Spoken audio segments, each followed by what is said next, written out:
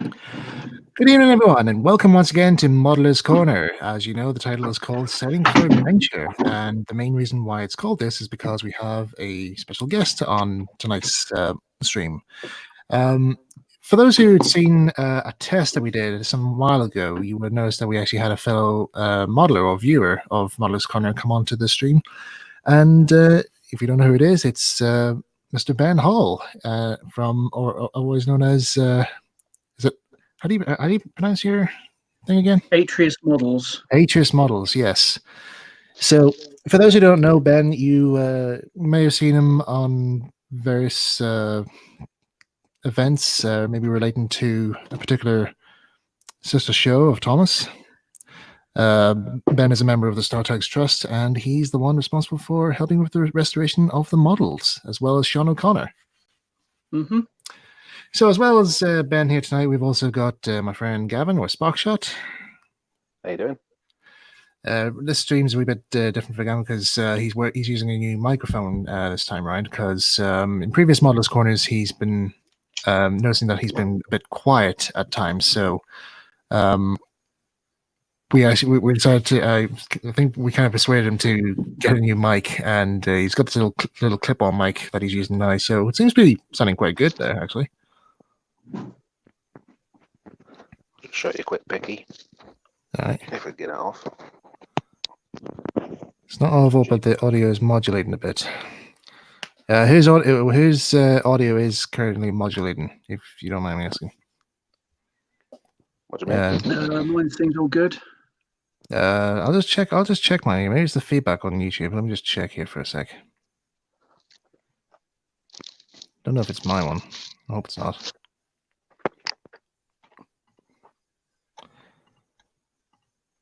That's what we check here.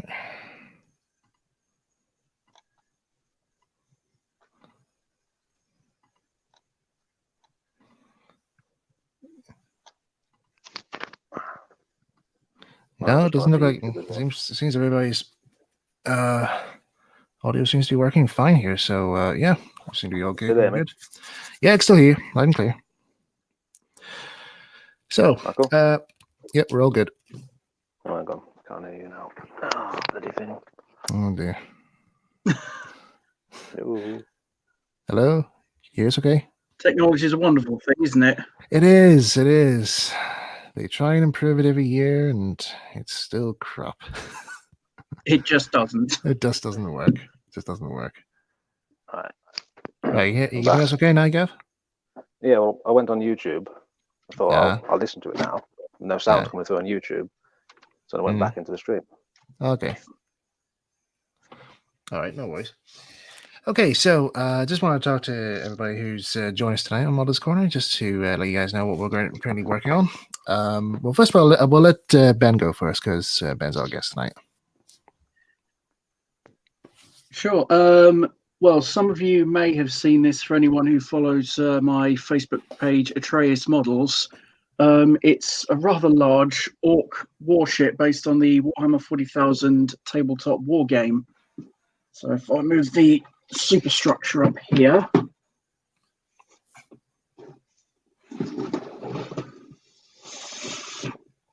I can give you an idea of just how big it is. Jeez, that's huge. And for anyone who's been to a Star Tugs event, that is about as big as one of the larger harbour tugs. Brilliant. How long did that take you to build? Say again, Michael? How long did that take you to build? It's been ongoing, I think, since 2015. So I'm counting from when I actually bought the hull off of eBay. Wow. It's actually nearing completion, thankfully. I'm currently working on all the lighting. Nice. What were you saying there, Gav, as well? I was just saying, is it mostly scratch built or kit bashed?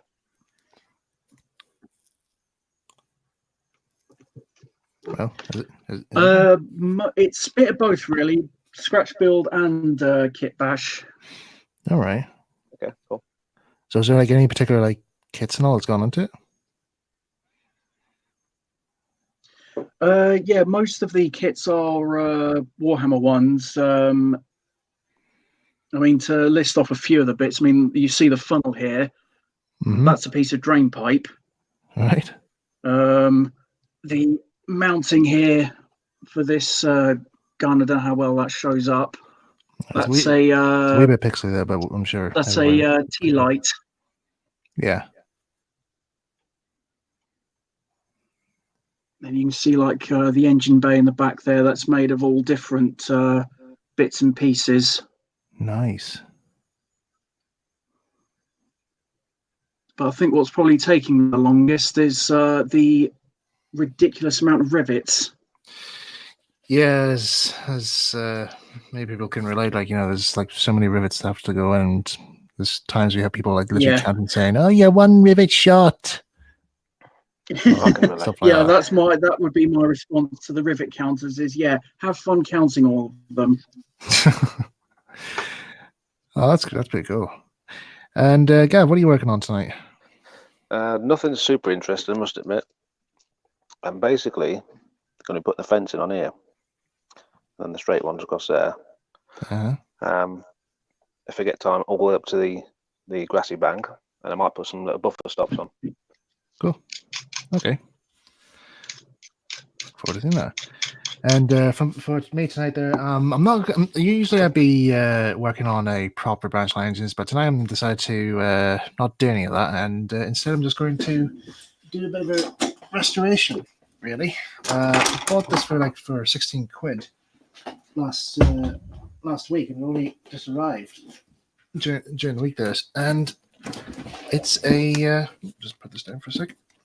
There we go. Don't know if you guys can see it there. It's an R2 passenger train set from Trying Railways. So I've always wanted to see this, or actually own one of these sets ever since I first discovered Trying in my secondary school years back in probably 2005, 2006, something like that there. I came across the Trying Railways website, and I thought, let's have a look and see what train sets there are. And I saw the R2, and I thought, that actually looks like a very decent train set. So I thought I might as well just buy one. And I found somebody was selling this on eBay for like about 15 quid. And so I bid 16 and won it. So it's it's mostly complete. And just see about restoring it there back to working order as to what it originally intended to be. I actually don't want to. I've just noticed as well here. Whoever owned this set before was actually also trying to do the same thing I'm thinking about doing as well in terms of restoration, because he's even, as well as keeping the train out there in good as best condition as he possibly can, he's actually went to extreme lengths just to preserve the box, which I find that pretty cool actually. He's even gone to the stages of actually like repairing the corners and even using trying to get the right same color of red paint to match the box artwork. So I thought that's pretty decent as well. So that's currently what I'm going to be working on. So let's put the camera back up there so we can put us and see all three of us. And as usual with Models Corner, we should also remind you guys that during the stream there'll be some signs of maybe cursing, some blasphemy being played out. But also, I think there's also, we just like to start off the stream by talking what beverages we actually have on desk with us, just to keep us going until the stream finishes. So, I've got since Ben's on the stream, I've got a cup of tea with Tugs 30 on it, which is a wee souvenir from September.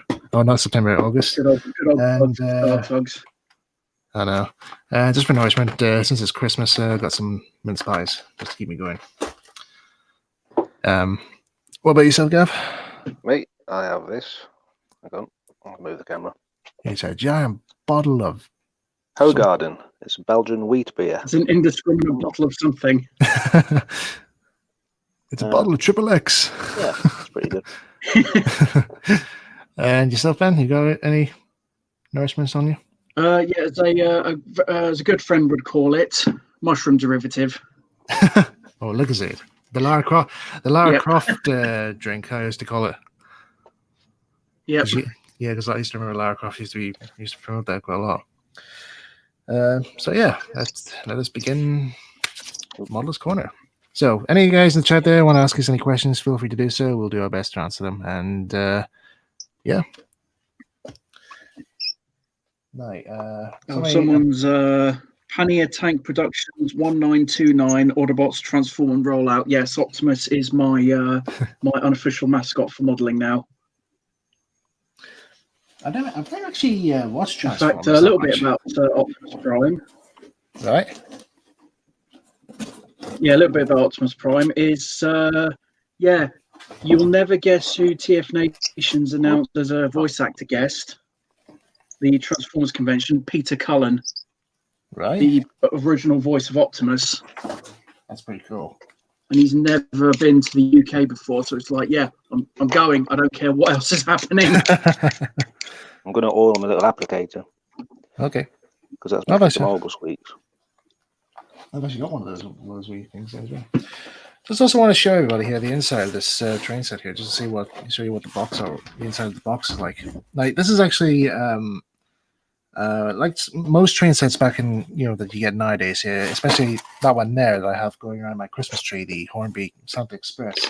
They were always electricity powered here, but this one here is actually battery powered. This is actually like before they had like mains control out there. So there's a yeah, there's a big old plastic battery box here, which you put like two 6-volt batteries in, and it actually says in the box as well. You actually have the choice to actually connect it up to a speed controller, or you can just set it to just two directions, which is just forward and reverse. But you can't control the speed really. It's just basically just switch it there and just sets it on a whatever speed.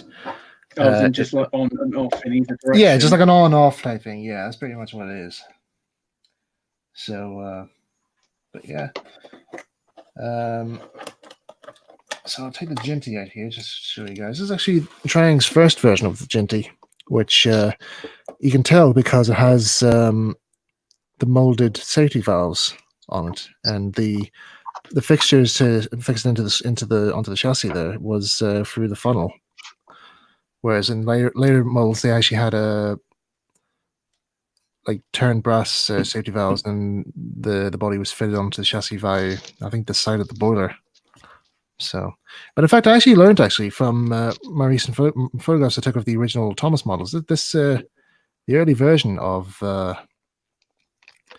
the Triangle Jinties was actually used for the spare model of Thomas after the sheer repath one failed a few times. All right.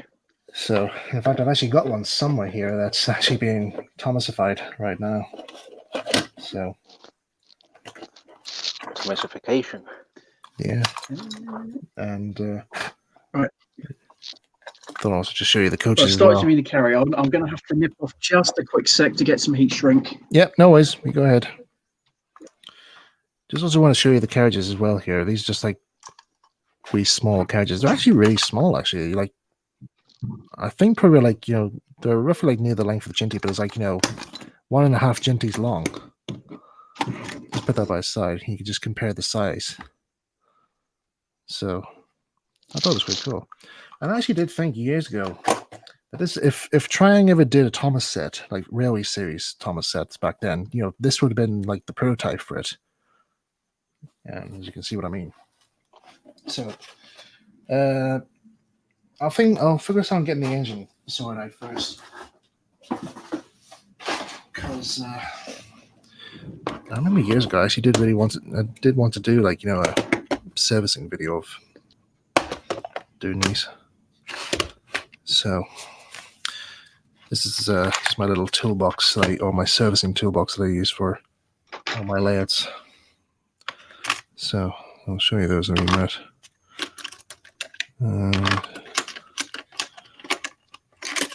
Right.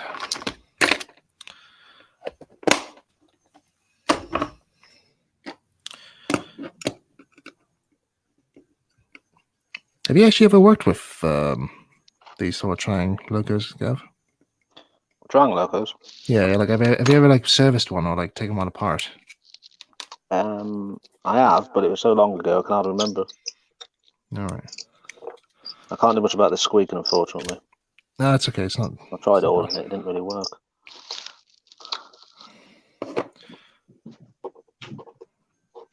Yeah, It's okay there.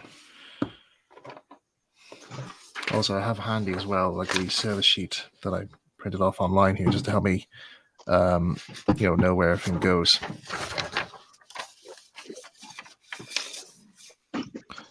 Right, just. Right, and we're back. Yeah, no worries. Right. Seems to put these the wrong way around.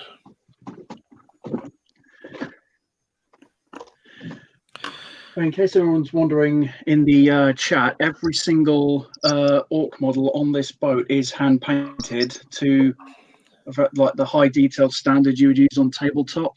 Aye. So, for example, there's the captain model. I'll just put your camera on there. That is a custom one. Wow. That's pretty cool. Love his little hat there. Yeah, that was actually sculpted by hand out of Milliput. Nice. And this is the third rendition of the captain for this model, because the first one was like too small, second one too small, third one, yeah, that's big enough. That's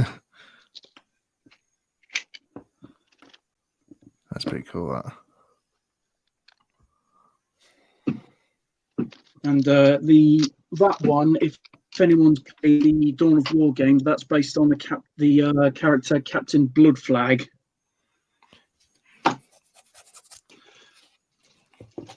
Pretty cool. Right, let's see. I've just gone through a bigger drill bit. No worries. I can't read the actual chat, so people have to relay it to me, unfortunately. Yeah, no worries.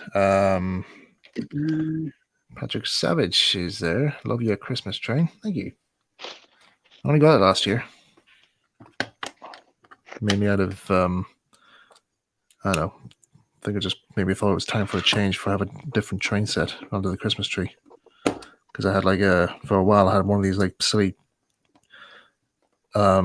cheap type ones you can get, the blast out the weird badly rendition of Christmas songs. Oh dear. But it's also one of those ones as well that has like very loud the loud motoring gearbox. So like when you turn on, it just goes all out there, and he just drowns out all the music. Oh yeah, I used to have one of those when I was little. I don't know what was louder, the sound effects or the motor. Oh god. It sounded like the gearbox was going to tear itself apart. God, look at this. Wow. I haven't seen an XO full motor, this like all rusted up there. You can see it there. It's like caked in rust. So I'll have to give that a bit of a polishing. Ooh. Yeah. I've actually lost count as to how many of these Triang logos I've actually dismantled and like put together again. Because I think I've just I've barely most of my logos I have in my stock are actually mostly all secondhand. So whilst there's like very few rare ones that actually are like off the shelf, and I would only run them like on certain occasions. But yeah, I think I'd have to blame James May for me getting me into Triang stuff, because of course he did a whole section on Triang stuff on his Top Toys program years ago. Oh yeah. In fact, he's done this new thing now actually on the car channel online channel Drive Tribe, where he's currently restoring somebody's Hornby Dublo train, and I think about maybe 25 minutes or so of it there is basically just him just basically looking over the whole thing, and he hasn't even dismantled it yet. Just sort of admiring it, as it were. Kind of, yeah. Or basically just giving the guy a lecture. I was like, what, who Hornby were, and right. why they went bust or something like that there, and praising Triang.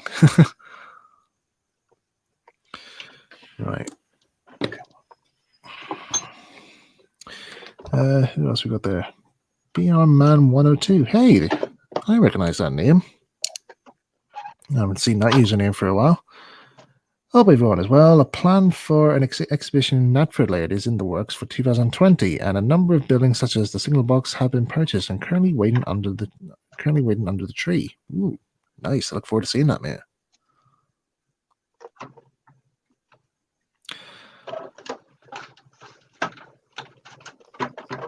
Tidmouth Yard, hello, mate. How's it going?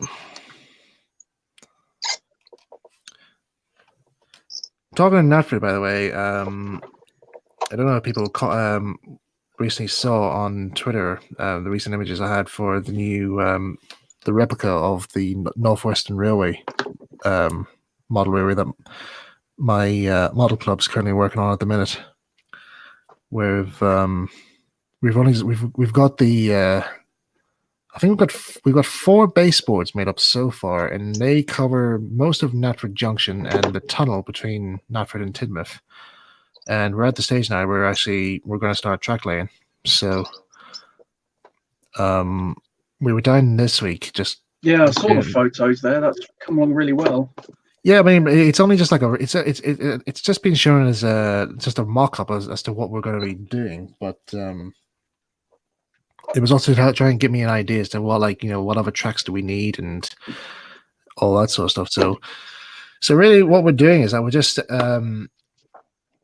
we're building it up the same size as the original, but then we're also incorporating bits of the original track plan, which never got built into the original. So we're kind of like trying to complete this layout at the same time, if you know what I mean. So the bit that wasn't actually like finished, were there plans for that, or? Yeah, if let me see. If you have a copy of the Thomas the Tank Engine Man, old or new, there should be a track plan of the original Northwestern layout. In fact, actually, I have a copy of the new one. Let me just check. As in what he envisaged. Should be a picture of it.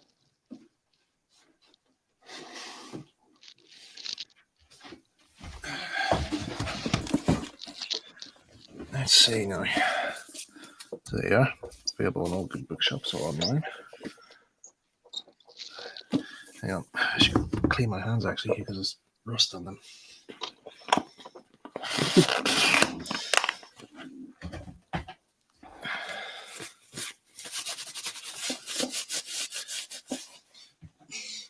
Bit of a wise thing for the any like modeler. Always make sure you have a good handy workshop wipes or soaps to hand. It took me a while to try and find the. I'd say that as well for. Yeah. Hmm? Yeah. What is it? There you go. I was going to say I would say the same thing as well for if you're doing like painting models like these is keep your hands clean, because otherwise it can actually take the paint off them that you've probably spent ages trying to do. Yeah. Right. Let's see. Let's see. The track plan's probably. Oh, here we go. Blimey, I was wondering where that bookmark went. There you go. Sorry. There's something I thought I'd lost there. This bookmark here from the Old World of Thomas website. Do you remember that? But it's actually got Christopher Rogers' signature on this. He actually personally signed this for me. Oh. It's a bit faded though, but it is like embossed in there, so it's still there. It's still there. It's still there. You can just see a bit of the pen there, but it is his signature though. Let's see now. Where this should be.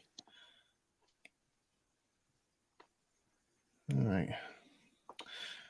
Well, there's no track plan in the old one, in the new one, but there is one in the new one. There is a track plan in the old version. I know. There is an old version of the track plan in the original version of this book. And I would put it up. I don't know if I could put it up on screen for you guys. Actually, just show you. Let me just check here. Share screen. Right. Let's see. Where's the folder? Right, let's see. Turn this right so you guys can see.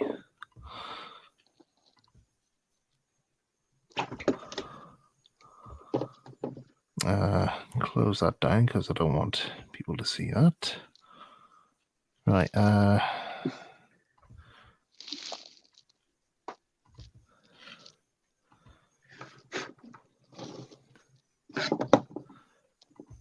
right, just gonna put up the track plan now here just so you guys can see. So this is the track plan we're also working off. Wow.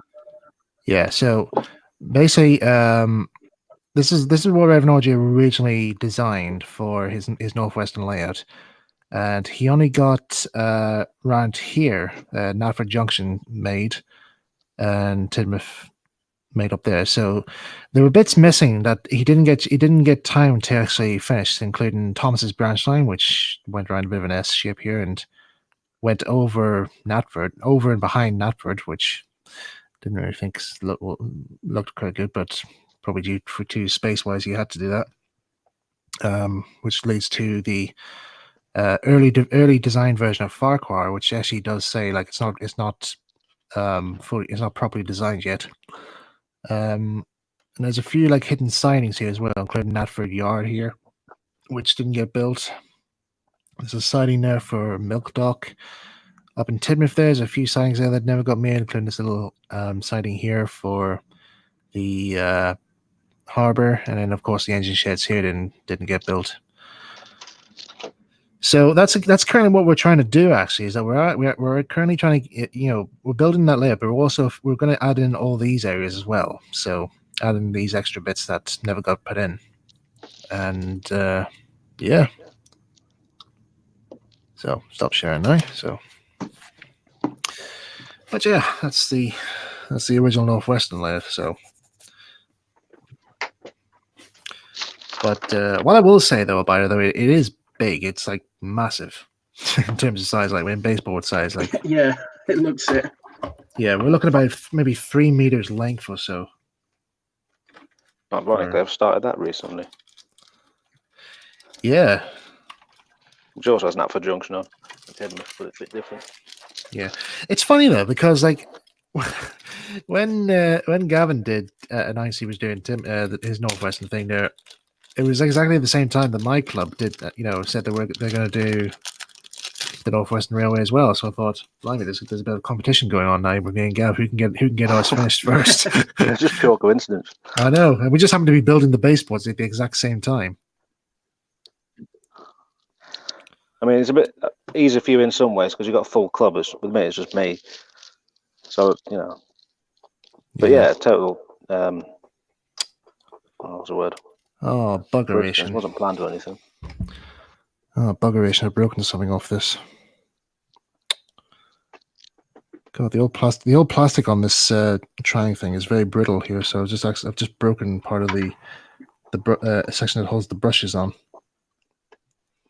Shoot. Oh, is the plastic gone a bit brittle? Yeah, it's gone very brittle. It's gone very brittle here. And it's just broken off. So, not to matter. Because I actually do have a spare one of these here, which I actually don't need at the moment, so I can just use that for take the bit off that. So it means I need to dismantle this motor so I can take it out. So I'm just using this wee jig here, which is only designed for worm gear pulling. Right, try and line this up with that.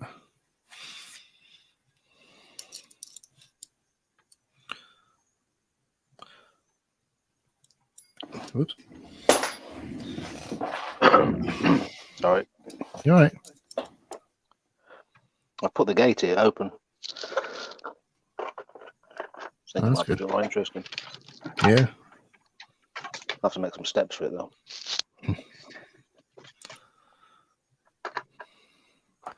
There we go. That's that worm key out.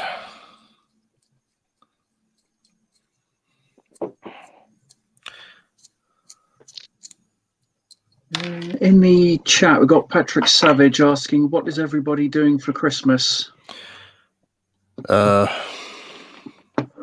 prepping for it, I suppose, is probably the main thing for me. Yeah. There's like so much to do. Doomsday prepping. Doomsday prep. Love that. I only say that because I do work retail, so it's getting hectic.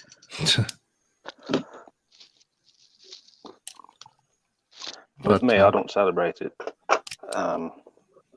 Basically, I just looked into it. Everything's not what we've been taught. All comes from paganism, so I'll just stay away. Okay, fair dues.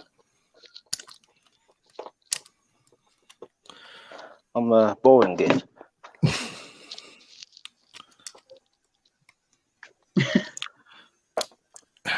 Right. Take that out.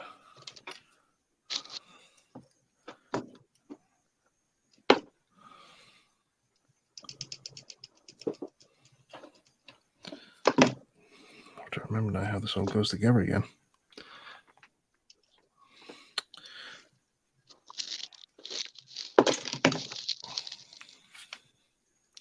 Just to ask, are we looking at the chat on StreamYard or on YouTube? Yeah, it's always the fun part is trying to remember how it goes. I'm just I'm looking at the stream comment thing on StreamYard because it comes up quicker than it does on YouTube. Let's have a quick look on the PC and see if I can see it.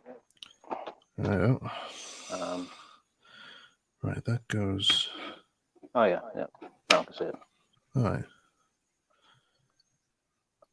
Oh, it's just disappeared. All right.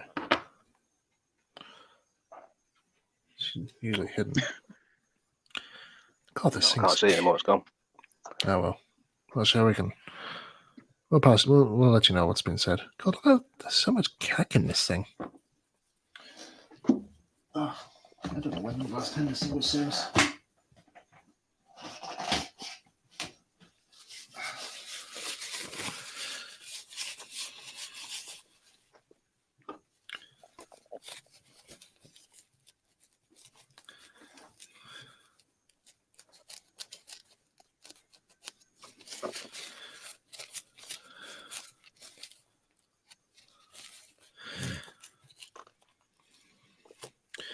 Right, let's take this bit out so I can get the new one fitted in. If I can. In fact, let's see if I can. It's the first time I've ever done these, you know.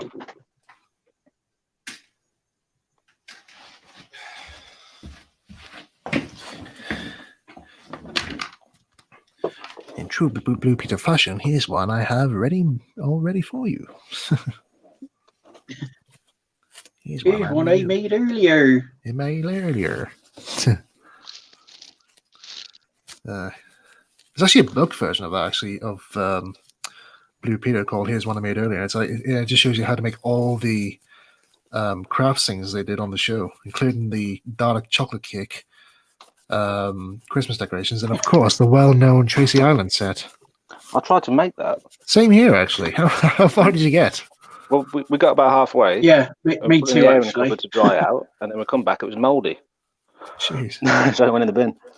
Oh no! We only got as far as writing down the. We were actually writing down the list of all the stuff we need. So I was like, right, we need tinfoil, we need newspaper. Dad, have you finished with the paper yet? No, son. So, well, can you hurry up, please? Because could you hurry, please? Because we've only got 10 minutes. I want to make Tracy Island.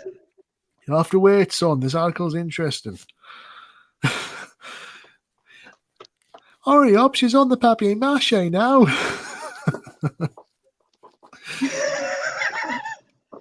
Oh, it's too late. Oh, it's on a face. It's too late now. It's too late. It's on the end credits now.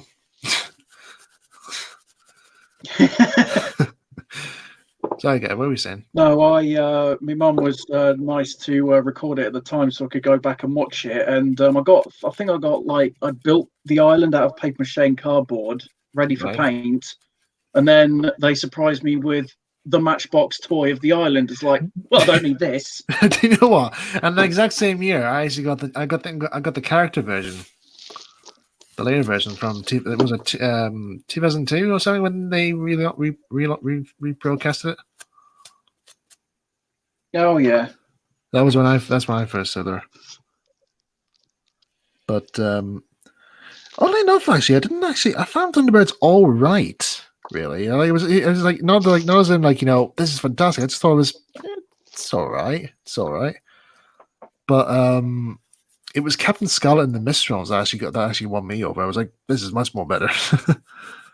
I'm sorry, fellow Thunderbird fans out there, but I mean, it is nice. I do like. There are episodes of Thunderbirds I really do like. Like was it the one about the Empire State Building collapsing and Parker preventing a jailbreak? I thought that, or a bank robbery. I thought that was quite good. But yeah, it was Captain Scarlet that seems to win me over. Actually, I think that's Sarah's favourite Anderson series as well. Is it?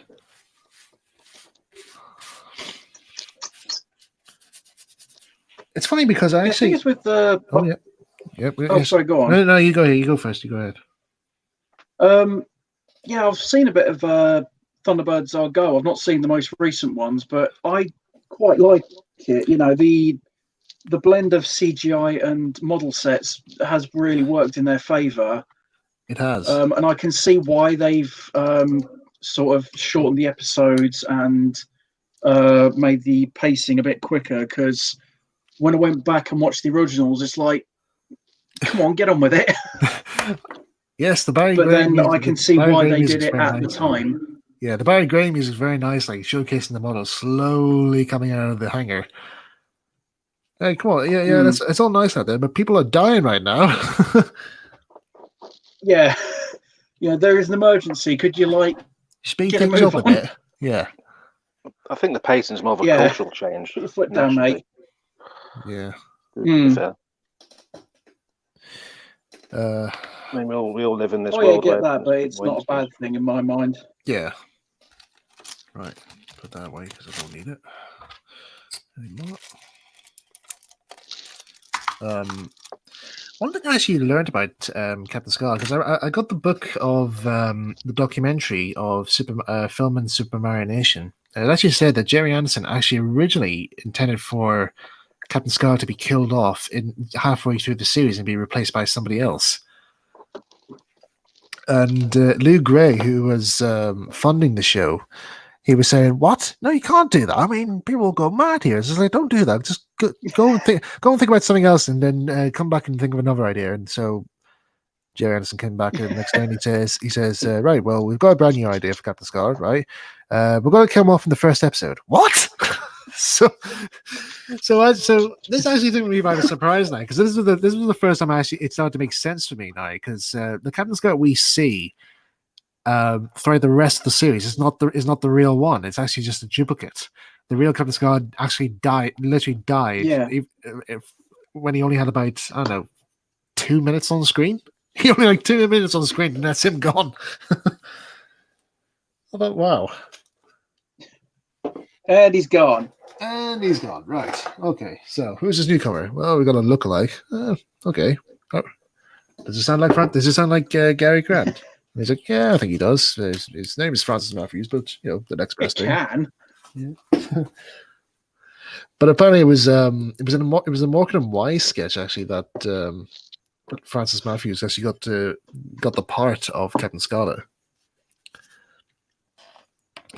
Apparently, so Jerry Anderson saw him perform the Gary Grant impression. He's like, "Yes, we love that. Could you come and do this thing for Captain Scarlet?" He's like, "Yeah, sure." Right, I need to get my Dremel here because I need to do some polishing.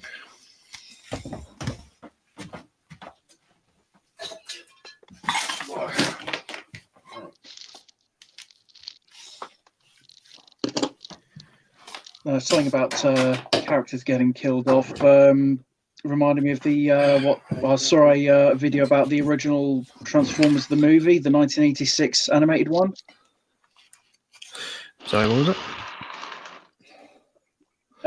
Saying about killing off characters and it not being a good idea. Yeah. Similar that kind of thing happened with the original Transformers the movie. They killed off all of the original 1984 to 86 characters, including Optimus, just to make way for a new toy line. And kids were leaving the cinema in tears, and Hasbro didn't realise just how attached people were. Right. Jeez. Funny enough, actually. So not long after, they changed their... Yeah. Sorry, go on. No. Sorry, I interrupted you. Sorry. That's all right. Not long after, they changed their mind and brought Optimus back. So... But what was it? I think at the same time as well, they actually had... I think it was G.I. Joe the movie was out as well. And they kind of did the same thing as well. Where the main character sort of, hey, stop that growling. Sorry, my dog May's growling at something. I don't know what it is. Probably me. No, she can't hear you, actually. She can't hear. That's one thing. Who are you talking to, these strange people? Why are you talking to yourself all of a sudden? So, but yeah, anyway, I was just saying that... attention. But yeah, as I said, G.I. Joe the movie came out some time ago, which has a very good opening title sequence, that I must point out, because it's pretty awesome. But they actually had a scene where the main character gets killed off, and then they found out what they did with Transformers, and they were like, oh wait, we can't do that. Let's change the rules for a bit. Let's change things around. So they just said, like, instead of having the character, like, they do show the character sort of dying off, and they just they got somebody to redub over the thing saying he's gone into a coma. I was like, well, okay. I don't think a fatal stab to the chest can make you go into a coma, mate. And then at the very end, of the episode, at the very end of the film, where it shows, like, all the soldiers were avenging his character's death. They're all cheering at it. And you hear somebody in the background saying, "Hey, he's come back! He's come out of his coma! Yay!" And I was like, "What?" New pack. All right. Cool. So oddly enough, Transformers the movie did pretty much the same thing. The original didn't have it after the end credits, but at the end, the announcer says the greatest Autobot of them all, Optimus Prime, will return. Like, yeah. Good quick fix. Funny, I remember online reviewer Nostalgia Critic, he actually did like a parody thing where he had Optimus Prime act as Jesus. he comes back and he just did a little funny animation thing of him just saying, "I died for your sins." Yeah, because in so many different iterations of Transformers, Optimus they have a habit of killing him off and then bringing him back. So he's been dubbed the Robot Jesus. Yeah. What was it also? There was another character he created as well in the Nostalgia, which was it was the combination. He calls the character Santa Christ, and basically it's just basically a combination of Santa Claus and Jesus Christ, really. It's so weird. It's a weird name, but he even gave him his own song as well, which is quite funny. It's actually to the tune of Noel. I'm trying to remember some of the lyrics. I think it goes like, Santa Christ, we all love Santa Christ. He's Santa and Jesus, goddamn, he's Santa Christ. He had posed for all our sins, but he also likes pancakes. He says puppies from a fire, and he also likes pancakes. He played bass for Aerosmith, sold your curtains for free. He'll fight monsters for fun and hangs out with Mr. T. He shoots lasers from his eyes. We used to stake orphans too. He fight monsters for fun and makes really good fondue. It's like, this is how it song goes. and it just shows like these very weird Photoshop versions of the character just being inserted into all these weird scenes. But yeah.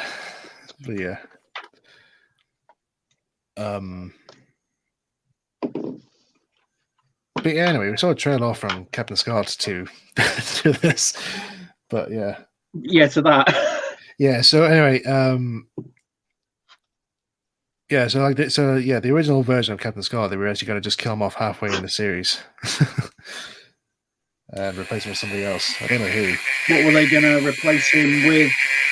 Were they Uh, going to like it put didn't. in just It a didn't new say. Captain Scarlet or someone else entirely? I don't know. I think it's just some other new character, really. All right. So if you wonder what that noise is, I'm just using my Dremel just to polish off the commutator here, which is doing a really good job, actually.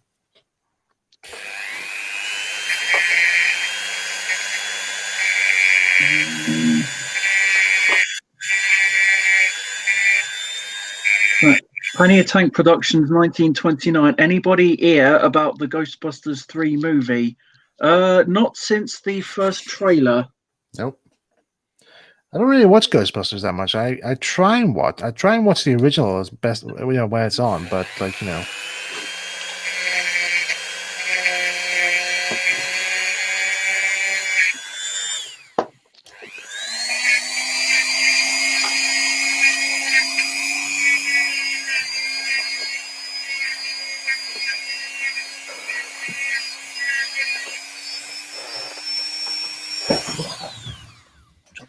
Where is it? Has anybody fell asleep watching me doing fencing yet? No, I don't think yet. Give it some time. It's kind of reminded me of when James May did the reassembler. He was actually he was doing this. I forgot what it was he was doing. I think it was he was doing the lawnmower, putting together a lawnmower or something like that. And he just says, just randomly just stops for a second. He says, "Is anybody still watching this? Or are they turned over?" Because I don't know if this is actually made good quality television, but I'll be surprised if there's still somebody there watching at the end of all this. I'm sure watching fencing's like counting sheep. Yeah, white. One fence post. Don't make Two fence posts. don't make much noise though. I can, with doing the rivets on this thing, I feel your pain. Yeah. That's a bugger when you're designing them in 3D.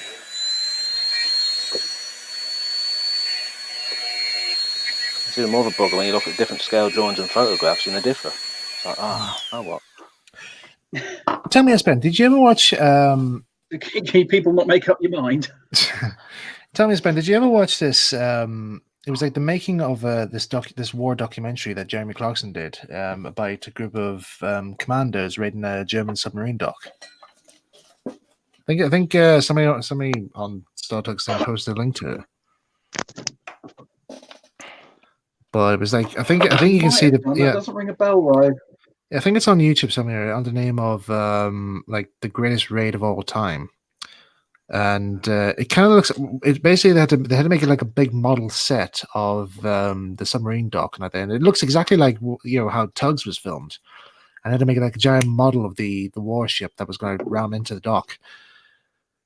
And there was part of the build. Yeah, it was like part of like the building process because they had to make like two models. They had like one for distance shots, one for like close ups. Now they do camera angles, but it had like really it had this really good what do you call it, steel shell out there, which is actually all made from sheet pewter, and it said during the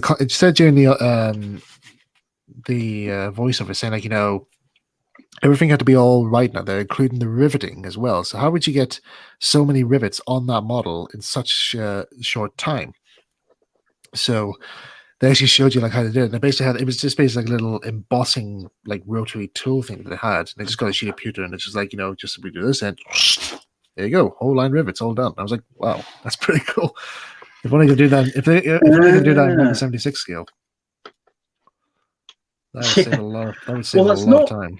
Too different from how I've done a lot of the rivets on this. I haven't got it to hand, but I've got a leather punch tool and I've modified it slightly so that you can like just press into the back of the plastic card and it makes the rivet indent. Nice. As opposed to having to glue them on one at a time. Yeah. Because I use a scriber and a hammer. Not the best way of doing it. I just avoid riveting altogether. Just say it's welded. That's a good easy way out. Yeah. Can't fault you. Yeah. You can buy Archer transfer rivets. It's like a water slide transfer with a bit of resin on it. They're pretty good. Yeah, that's quite cool. Yeah. I use them for the Fury model I made. All right.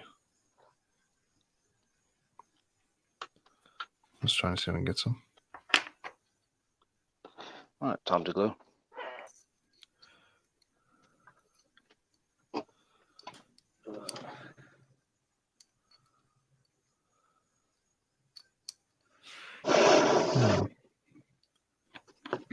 Actually, wondering if that's the right size of the motor. Actually, yeah.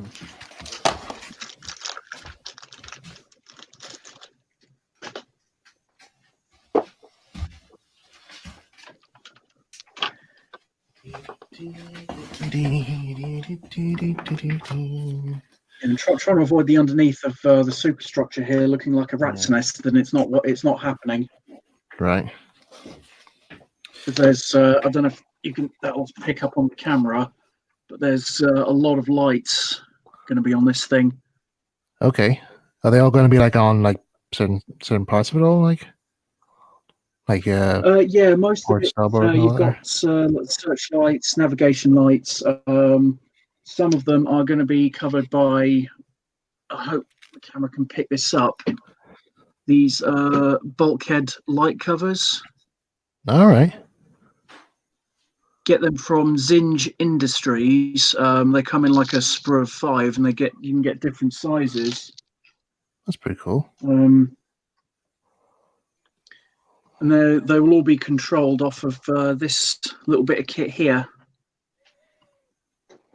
All right.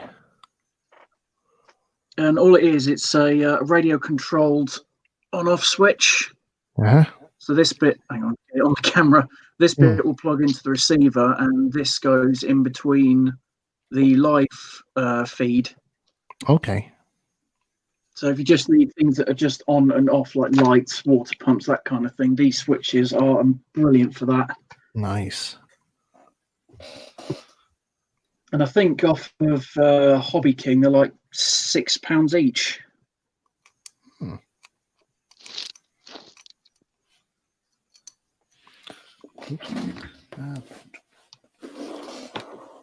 I've dropped something here.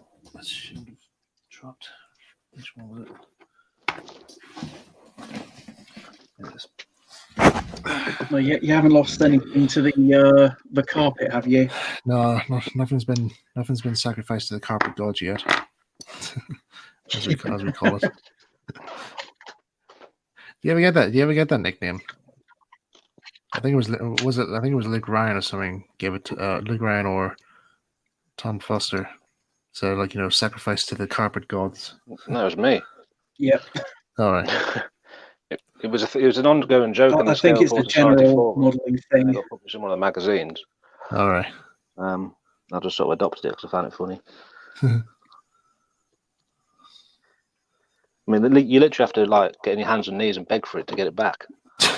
So it kind of fits. Yeah. He accepts all washers, screws, bolts. He's not picky, as long as it's small. Yeah. Yeah, as long as it's small and significant. Yeah. And the more significant, the less likely he wants to let it go. Yeah.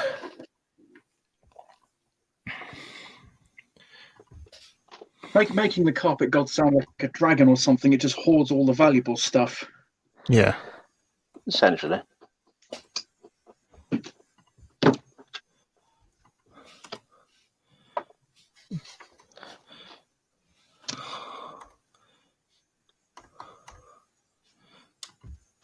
Right, I need to actually just quickly look on the web here, trying to find the breakdown of this motor because I've seemed to have forgotten how it all goes together again. As you do. Try a different technique. Ah, there we go. Right. Just to make sure I don't forget.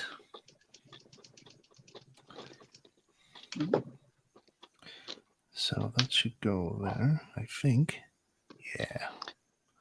I've been having trouble getting these holes lined up, so with this way, hopefully, should be good. All right. Soon find out.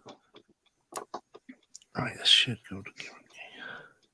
Famous last words. Yeah. We shall see. Then you'd be able to learn whether it's a good or bad idea to copy or not. Yeah. I'm just lying it flat, so the fence poster, it shows you where to put the hole pretty much. Yeah. It's a bit hard to film it though.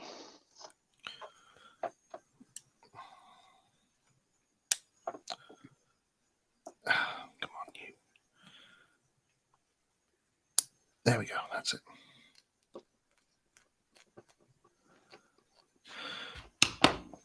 Right, and oh, hang on.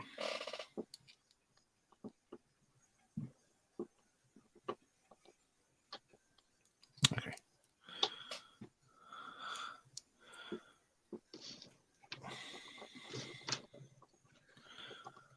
Anything going on in the chat? Found Santa Christ song.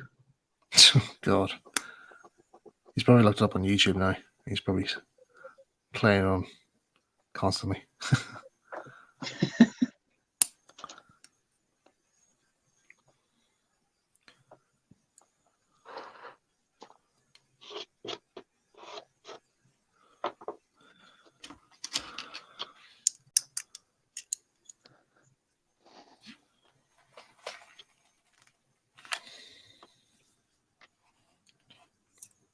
How many have we got in the chat? In the chat, 15. That's not bad. 15. Wow. Didn't know anybody would be tuning in to watching. What's this? 15 people like to watch fencing. Apparently. No, that's a bit. I doubt that. Even I don't like this. Ah, buggerish, and I've sealed this up here. What did you do? The part of this here that didn't. I missed out on putting in. After this, schmattle it again. What you missed? It's like a wee washer, really. That's all it is. Nothing important, but it's vital for this. It worked. So it is important. Yeah, probably. Fence pod worked. Oh, right, okay. So we all know. Oh, shit.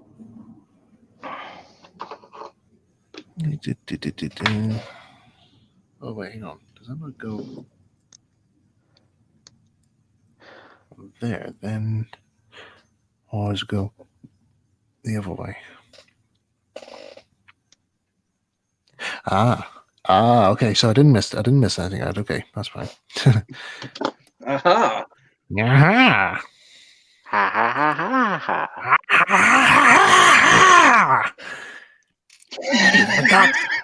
For God's sake, shut up! Sorry, Hey, Richie. out of your face. Right. Going to use my favorite tool now for servicing trying stuff. A big hammer. No, but close enough. Now, for those who have trying locos, the wee magnets you get on that's on the motors, they often tend to wear out every once in a while after some time. So you would have to get them recharged again. And now normally people would buy the earth magnets, and they're much more powerful. They don't wear out that much. But I heard somebody say that they're not always all that good. They seem to I think they seem to exhaust the motor casing or something. I can't remember really. So there's a guy on YouTube who goes by the name of Ronald Dodd, and he has this fantastic Hornby 00 layout. I strongly recommend looking up his channel and look at his layout. It is amazing. One of the best Hornby 00 layouts I've seen in my life. But anyway, he's made this device called the remagnetizer. And this is one I actually have. In fact, this is actually Ronald's own his own one that he uses for serving his own stuff. But when I asked him, if he had any more, available. He says, not yet. There'll be a while yet before I have any more ordered. And I says, oh, well, it's for a Christmas present, you see. And then he just says, right, send me your address and I'll send it out to you. And I was like, wow, thanks.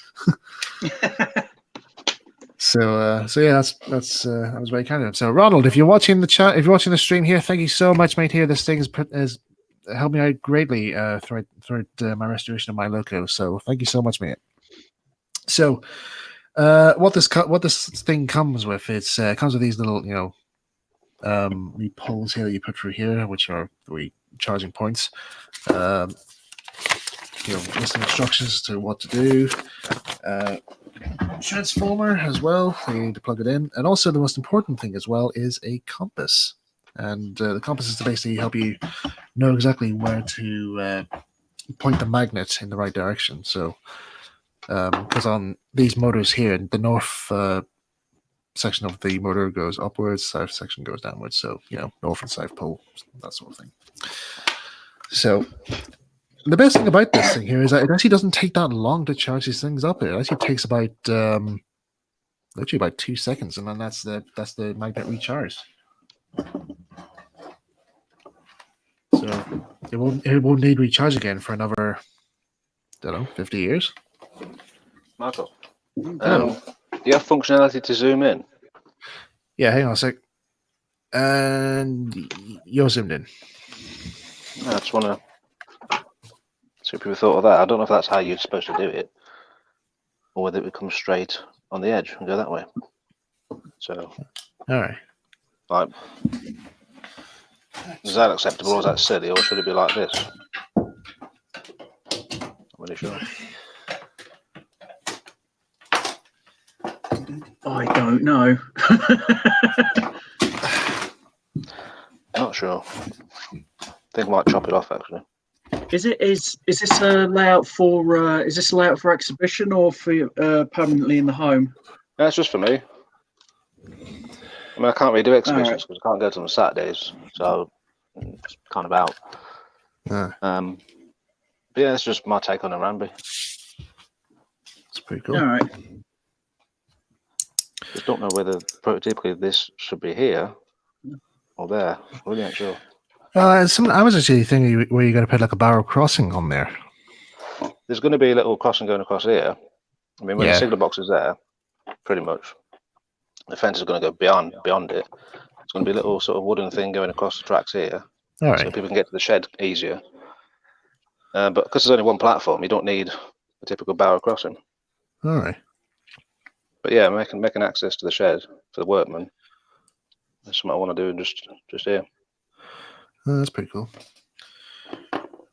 Right, might as well show everybody this here because I don't know if anybody's actually seen a magnet getting recharged here. So just thought I might as well show you how it's done. If anybody has bought one of these or wants to know how this works, I'll just show you. So like I said, the important thing on this here is the compass, just to tell me which is the north and south. So if I just put it there, yeah. If you just look at the compass there, see how it moves. So the red point there is basically the north section, and if I turn it the other way around, there you go. See, the compass moves. So that tells me which point is north and south. So I'll put this back in here.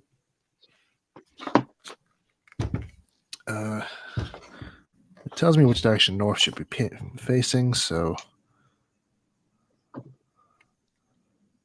okay, so that should be right around there.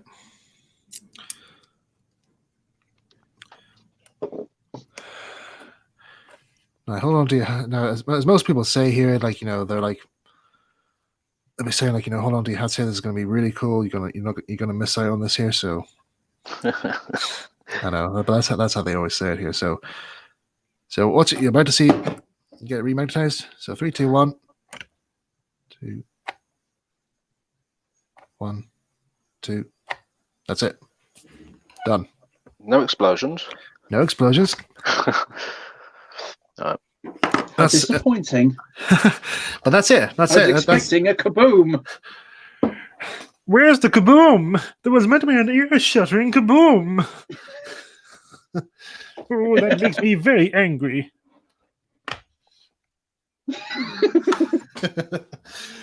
Oh, I really wish there's so many voices I really would love to do for Pablo, but there's only like a certain handful that they actually want me to do. So it's like, if there's ever a new character in Pablo and they ask me which voice, and I was like, yes, please. But there would be times I would often have to ask for a picture of the character, so I'm able to get the voice out. So, like the character Captain Pinecone, I had to ask them for like a photo reference, and then that's how I got his voice out. Right. What's that again? You had to voice a Pinecone. Yeah, there's a character called Captain Pinecone, really, who's just basically like just an ordinary pinecone wearing a piff helmet and has a giant mustache, but like this one here on my T-shirt. And I saw him, and I saw him, and I was thinking to myself, like, okay, right, how did I voice this character? Now, the director originally wanted him to sound like Rick Mayall from Blackadder, playing Lord Flashheart. So I can't do a Rick Mayall accent. I can't do Rick Mayall's voice. I can't do that well. But I did a few tests there. They gave me the clip of when Flashheart arrives at the trenches. So I couldn't. I tried to practice. I couldn't do it. And then it was Chris Babayash or Kipper Runs Again messaged me sometime afterwards, informed me of the sad news of Ken Barry, the man who originally voiced Postman Pat, had passed away. And Ken Barry was my inspiration for being a voice actor, and so I was quite saddened by this. So I asked when I asked the guys for like a photograph of Captain Pinecone, I noticed that the character looked exactly like the character Major Forbes in Postman Pat. So I said, "Can I voice him like this character?" And they says, "Yeah, go for it." And so I did the voice, and they says, "Yeah, we love that. We'll keep that." It went from there. Yeah, so it actually turns out now that this every time I voice Captain Pinecone, it's actually me paying tribute to Ken Barry, the man who inspired me to be a voice actor. Oh. So Ken, wherever you are, thank you so much, mate. In fact, his real name is actually Leslie Carl. Ken Barry's just a stage name. I didn't know that until after he died. So you learn something new every day, folks. Yeah, I'm about 18 stone. There you go. Learn something new. Yeah. Right. I just realized the thing's back on next though.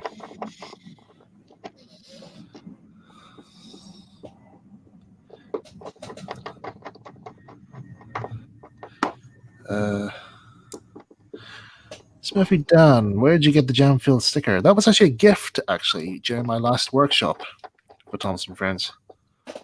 Yeah, I think Amy Q gave me that. So I just in the chat. Yeah, Daniel Coffee's here. Hey Dan, you all right? He always comes on he always pops in again. See how we are. Yeah.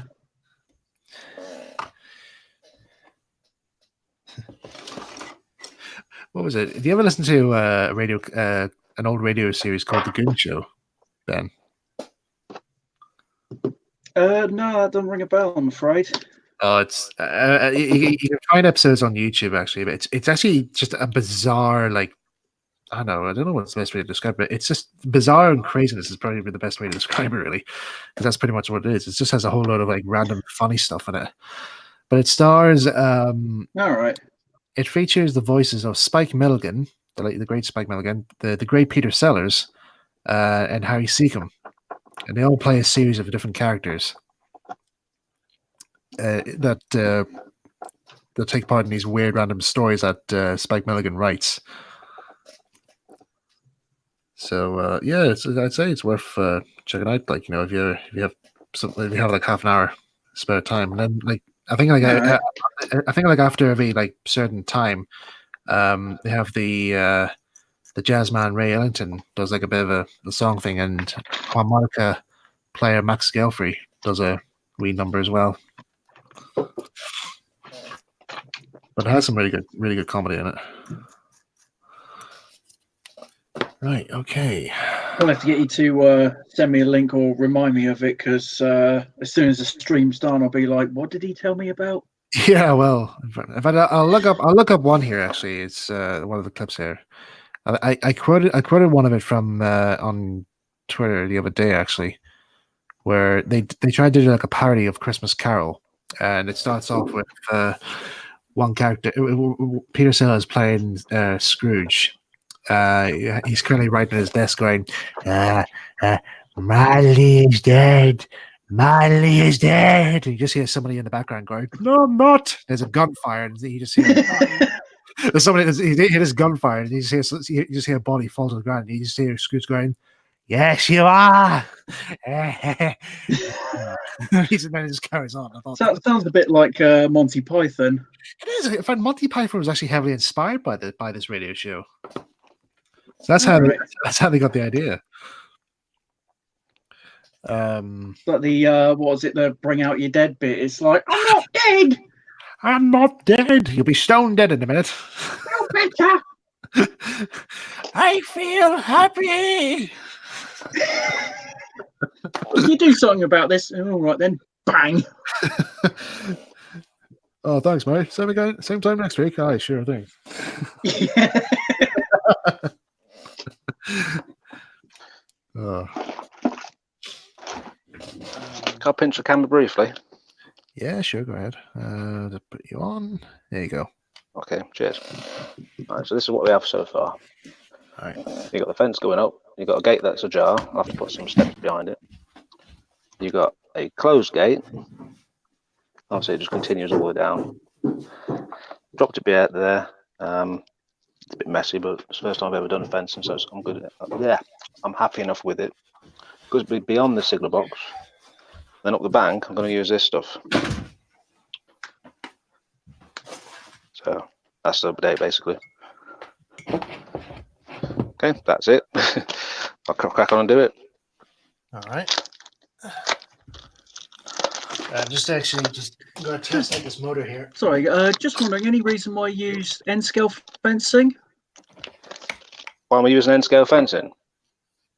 Or is it just because it's the right size? Well, yeah, it's in layout, so sort of makes sense. Oh, it is an N-gauge layout? Yeah. It's 4 foot 3 inch by. Oh, 18. sorry, I thought it was 00. No, it's a little baby. This is a little side project that I was doing before I could basically start the Northwestern Railway in the loft. And it's still a side project, but I've took it a bit more seriously as I've gone on. So it's become a full-blown layout, pretty much. Yeah. Awesome. I'm quite enjoying it, bit by bit. I'm more of an occasional modeler now, though. I don't like to do it all the time. But I mean, initially I didn't used to like N-gauge, because you look at the flanges and the track and it was quite chunky, but then you find that later standards are improved. Everything's a lot finer now. Yeah, I found that with, because I do, I've done 009 models before. Yeah. A lot of the older chassis they're very clunky when they move about, but newer ones are really nice and smooth. Yeah. I mean, what I found is, for the N-gauge stuff, the Graham Farish, or rather Bachmann, their mechanisms seem better than the Dappo ones. I mean, I don't know if you've seen the latest Narambi video, I've got the Duchess going, but it's just, there's no noise to it, it's like it glides quietly. Whereas the old mechanisms grind to sound like the XO4s. Well, I like a good XO4 motor working. I like the XO4 motor. I mean, it's not a bad motor. It's kind of nostalgic and it's powerful. It's like one of the. I think James May described it as one of the mass-produced ever motors in the world. The only thing it suffers from really is when you're going really, really slow. You can see it cogging. Yeah, that's the only thing really. But it's not a deal breaker for me. Right, this is going to be a tricky one here. Get these. Saying about new Bachmann models, I did earlier in the week pre-order the Quarry Hunslet for 009. Oh yeah. Which one's that? Is that the which one's that Because again? the Bachmann Ready to Run model. Oh yeah. Because trying to source the right chassis, the right body for it, because Chivers used to make a good 009 Hunslet body, but they either don't make them anymore or they don't make them in big enough quantities. So as soon as they've made a batch, they're gone. Right. Yeah, that's something I really don't like about modern ready to run. Sorry? I was going to say something I don't like about modern ready to run. In the past, you could get a nice catalogue from Hornby or Bachmann. You could look at it and go, "Oh, I like that. I'll save up for it." And nowadays, it often doesn't happen because things can be sold out of pre-order because they just do it in batches. Yeah. Yeah. Yeah, that's why I thought I'll get on the pre-order now and not try and get it later and regret it. Yeah. That reminds me, I just want to say here, if anybody Because I've got. oh sorry. I just reminded myself of something I just want to say to everyone in the chat there. I've actually, I know I've said a while ago on Twitter that I actually really wanted one of those Cool Props replica Thomas models. I haven't pre-ordered one yet, because I'm kind of, I'm currently focused on spending most of my money on trying to get Branchline engines underway though. But I would like to at some stage try and get one, but it's just a bit tight for money right now. So I might wait another time, or maybe just might not get one at all. But we'll see. I have to be a Scrooge again. I don't want one. No. Shoot! No, don't break it. Don't break motor. Oh, controller.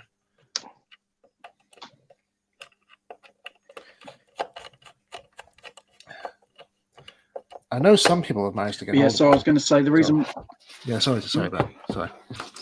Cut you off yeah, the reason why I'd like to get a Quarry Hunslet model is because my late grandfather used to volunteer on the Barla Lake, and he was quite well known there. All right. So I'm gonna get some custom nameplates made and name it after him. Oh, that's nice. Is the Barla Lake the one with the Garrett? No, that's the Welsh Highland. Yeah. Got you. Okay. What? Yeah, Welsh Highland connected with Festiniog. I do get mixed up. No, Barla is the one that is almost all little Quarry Hunslets. Right, that motor's working fine.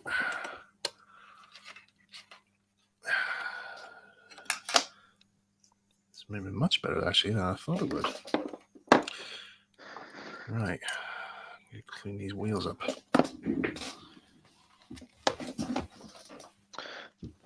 No, I've just plonked that. I wonder where to put it now, though.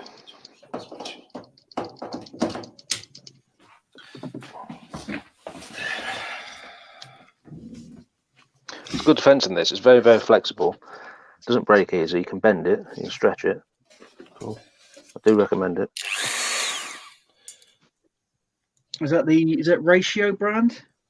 Yeah, it is. Yeah. Yeah, it's very good. Yeah, I find Ratio kits, even ones you have to build, like cut the parts out by hand, they are very forgiving kits. My experience with Ratio has been bad. Super experienced. Most of the kits I've built, I found that were quite difficult.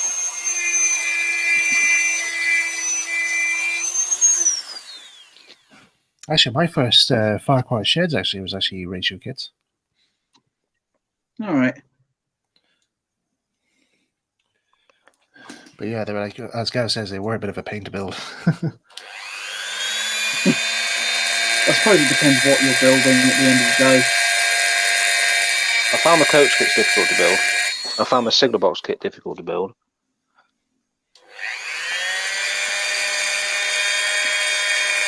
Yeah, I had a go at their a rake of 3 of their 4-wheel coaches, and they're a bit fiddly, but weren't too bad. I think what they really need to do is to maybe improve the chassis, really. because sometimes they don't always come out right, or sometimes they need to improve their instructions. yeah, the illustrations on there aren't always that good.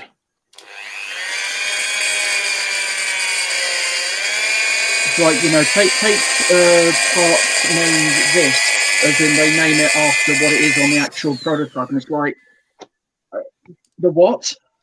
Yeah. For those of us who don't know the anatomy of a carriage too well, it's like, can you just show me a picture of what the part is? Yeah. I had this problem with Parkside Dundas kits. Exactly the same problem. Yeah. That's why on one of Michael's streams before, I did a horse box. That was a nightmare. And as a result, I made a cock up on the steps, and it just looks a mess. It's all right now, but it's wrong. I actually remember my granddad, Lord rest him, was he actually mainly did model boats actually, but he actually helped me out with my model railway stuff by like building the building kits for me. But he said, but I came home one day with a Parkside Dundas kit of a Southern Railway utility van, which I wanted to make into the one seen in Thomas and Friends.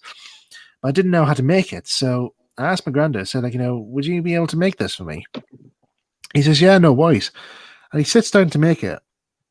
And then when I came back the next day, or next time I went to see him, he was very saddened. And I was like, oh, what's wrong? What's wrong? He says, I'm so sorry, Mike. I set to work on it there, and I had all the parts laid out there, but I spilt the glue all over the parts, and they've melted. And I was like, well, "Oh, really?" And he's like, "Yeah, I'm so I'm so sorry." So he showed me what happened to it, and I thought, "Oh, okay." But he kept it though. He kept the kit though, in case he would find a way of repairing it. Until I think it was like some years later. He dug it out again, and he remembered, and he says, "I'm so sorry again, Michael, for that." And I said, "No. I think it's easily fixed here." So I took a look at it, and I said, "Actually, the glue hasn't made that much of a damage really. I can still groove out the planks here easily enough." And sure enough, I got the kit built in the end. And I said, when I next saw him there, he asked me like how I got on with the kit, and I says, "Yeah, it's all built, it's all working fine now." And I showed him, and he's like, "Oh, brilliant!" So he was filled. So he cheered up again, like So all those years, like he was all upset about the whole thing, and then I said to him, "Listen, don't worry about it." So, but the last thing I actually do remember, one of the I do have really big fond memories of him, really, and I still think about him today, really, because he was the only granddad who actually, I spent more time with. He was from my mum's side. But my granddad from my dad's side, he actually worked for the railways in Northern Ireland. He actually was a signalman, and his father before him was the station master of a local station. So that kind of explains my railway connections in a way. But it's in the blood. Yeah, it is. It's definitely the blood. It's like, what was that? What was that one that Daniel Long said in one of those like cross lines things? It's like, my tunnels are destroyed. My ancestors built it with all their sweat and blood. Quite literally, it's in the water. Stuff like that. But I know this is weird improv he puts in. But yeah, I remember when my granddad came over to stay with us after they moved out of their house, because at the age they were, they couldn't live in the house they were staying in. So we took them in, and my granddad dug out for me his old model boat that he knew I loved so much, and he never got finished actually, and he brought the blueprints of it with him, and he said, if you ever want to finish it here, those are the plans to finish it off. And I was like, to be honest, Granddad, says the only thing I think this boat really needs is just a wee clean up, because it was just caked in dust from being stuck on a shelf all those years. And so I put the boat away for a while, and then for a few months out there, they stayed with us there until my granddad took ill, and he had to go into hospital, and that was his last the last few weeks we got a chance to see him before he passed away. But I'm sorry to get all emotional here. So, looking back at memories on this here, but I just want to share with you guys here the last words. That's all right. Just want to share with you guys the last words he ever said to me before he lost the ability to talk. we used to do this thing where he would. I used to get him his paper. He always got he used to get a particular type of paper, and I used to go to all the different shops to try and see if it was there, and I would often manage to get one. Take it home to him, and I used to say, like, here's your paper, Grandad. Here it says, sorry it's late. I have to report to the printers about this, and he was always joking about them not there. So when he was in his hospital bed, he looks up and he sees me, and he goes, and he never says my name. He never says my name. He always called me the man, which was the nickname he used to give me. And so I love that nickname. He used to look at me, and he goes, "Hey, there's the man. How you doing, lad?" And I says, "Well, Grandad, how are you?" He says, "I'm sorry I couldn't get your papers here. The hospital doesn't seem to have them. I have to file a complaint." And these were the last words he said to me before he lost the ability to talk. Was he just laughed, and he says, "Don't worry about it, son. Don't worry about it. It doesn't matter." And I still hold that. I still hold that with me to all this time. So if I'm worried about something, just to keep reminding myself, like, just him saying, "Don't worry about it. You'll be all right." So anyway, back to what was I doing? Yes. Before I went to the talk about my Grandad here, I was just cleaning the wheels on this loco. So just want to compare the just after I cleaned one set of wheels compared to the other side. Just shows you how much cack has actually been built up on this. So there's like on that side there, it's just all the ones I've cleaned, and these are still the ones I still yet to clean. So it just shows you like how much of dirt has been built up over the years. Yeah, I think those older ones, they, especially if they hadn't been cleaned in a long, well, obviously if they hadn't been cleaned a long time, but they did have a habit of more than others. Yeah.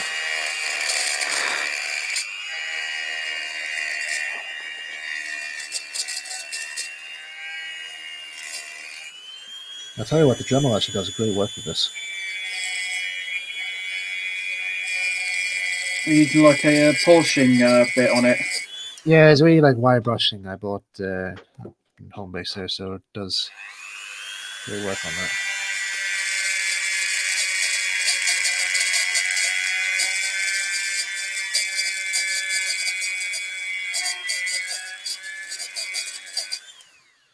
So Ben, I might actually have to. I think everybody might be wondering, why I haven't talked mostly about your work on Tugs Trust and restoration of the model. So do you mind if we chat about that for a bit?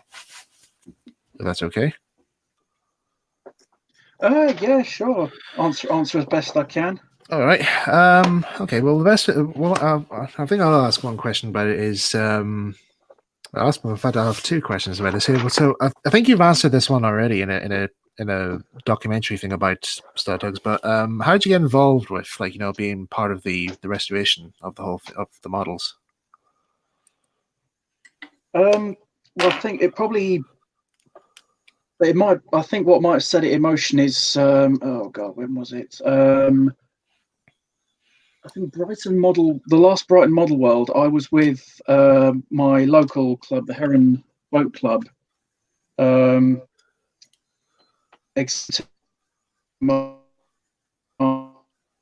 Smudge, have you seen it? The yellow one? Yes.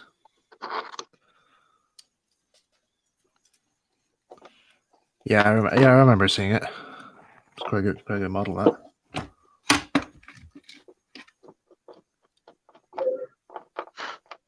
Yeah. So I had that.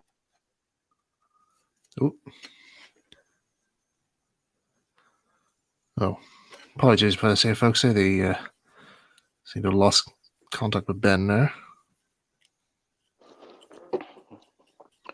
Yeah, just abruptly stopped. Oh, he's gone. Right, hang on.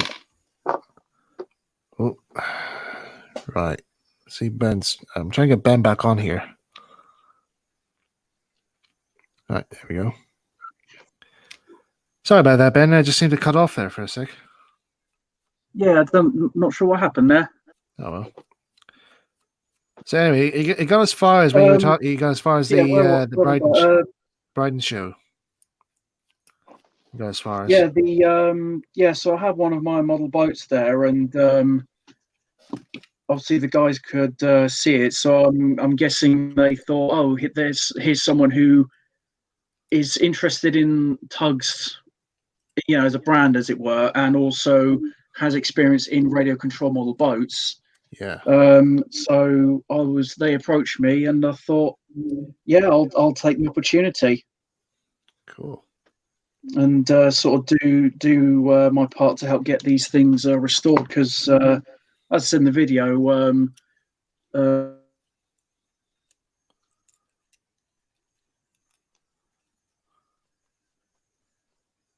Cut out again. Yeah. I don't know what's causing this. Tell you what, trying to get these fences and grasses are out, prick. Yeah. Sorry, Ben. It seems to be cutting out on you. Sorry, I just had a drill bit stuck in my foot. Oh God. Yeah, a little tiny bit obviously fell out my little matchbox, a little small fine one. So I just pulled out the ball of my foot, and jeez. Hopefully it won't bleed too much. Hopefully not. So apologies if anybody's ears got wrecked then. No. I did stint. Are we back? Yeah, you're back, Ben. Yeah. Sorry about that. It just cut out on you again there. Yay. Well, apologies if that's on my end. No, it's all right. No wrong with that. These things happen. So, yeah. Anyway, back on the topic here. Which character actually was the first one? So, which character was the first one you actually given to restore? Oh God, who was the first one I'd look at?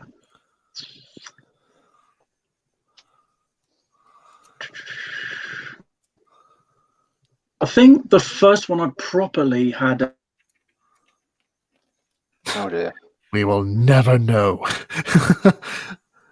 I swear there's some. I wonder there's a few gremlins in there just saying, like, nope, he's not meant to know that. Nobody's meant to know this information. It's rhyme with his electronic beating stick. Bzz, bzz, bzz.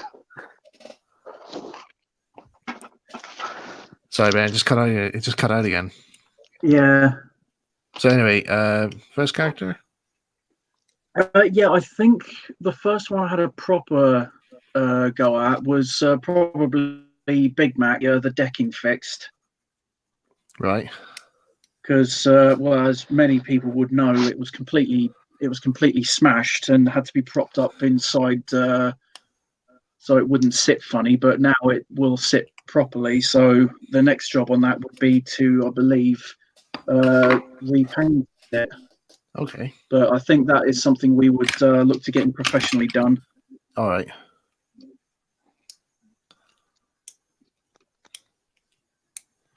So who would be the most difficult character to restore?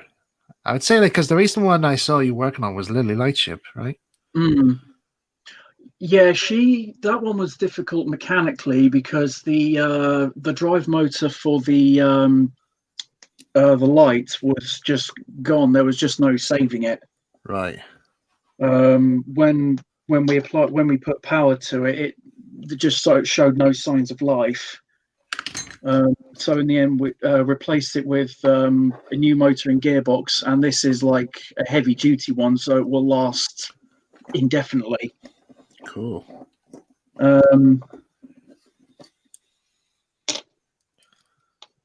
I think really the most difficult thing of any of them that is to restore is going to be paint, because especially yellows, like on the stars, because at the end of the day, yellow is by nature, it's a weak pigment as a color. Yeah. So trying to get it back to the original yellow would be very difficult. Mm. It's not something I don't think I'd be quite willing to attempt. No. something I would far rather a professional attempt. You know, it'd be all well and good if I'm making a brand new one, but trying to restore a 30-year-old model is not easy. Yeah. Well, I'm currently trying to bring back to life a 50-year-old one here, so Yeah. I know how you feel. No, mind you, actually, I think with my original Stuart Repaf, Thomas actually, I think when I gave it to Gavin to look at there to see if he can get like running more smoothly and to take out that screeching noise he used to have like before he decided to make a new motor for it, a new chassis. I think that was a bit of a challenge, wasn't it, Gav? Stripping it down weren't too hard, to be fair. Yeah. It was quite straightforward. I cleaned everything, gave it new contacts, and it was running marginally better and quieter. Yeah. But it still sounded like your average coffee grinder. Yeah, it did. So yeah, eventually it'll be better to make a fresh one. Yeah, if anybody wants to know what the original chassis sounds, look up on my channel through my videos and look for a video saying Thomas's test run, and you'll see it. That's what it is. That's what the original motor sounded like. It still sounds like that to this day, actually, even though it runs much more smoother.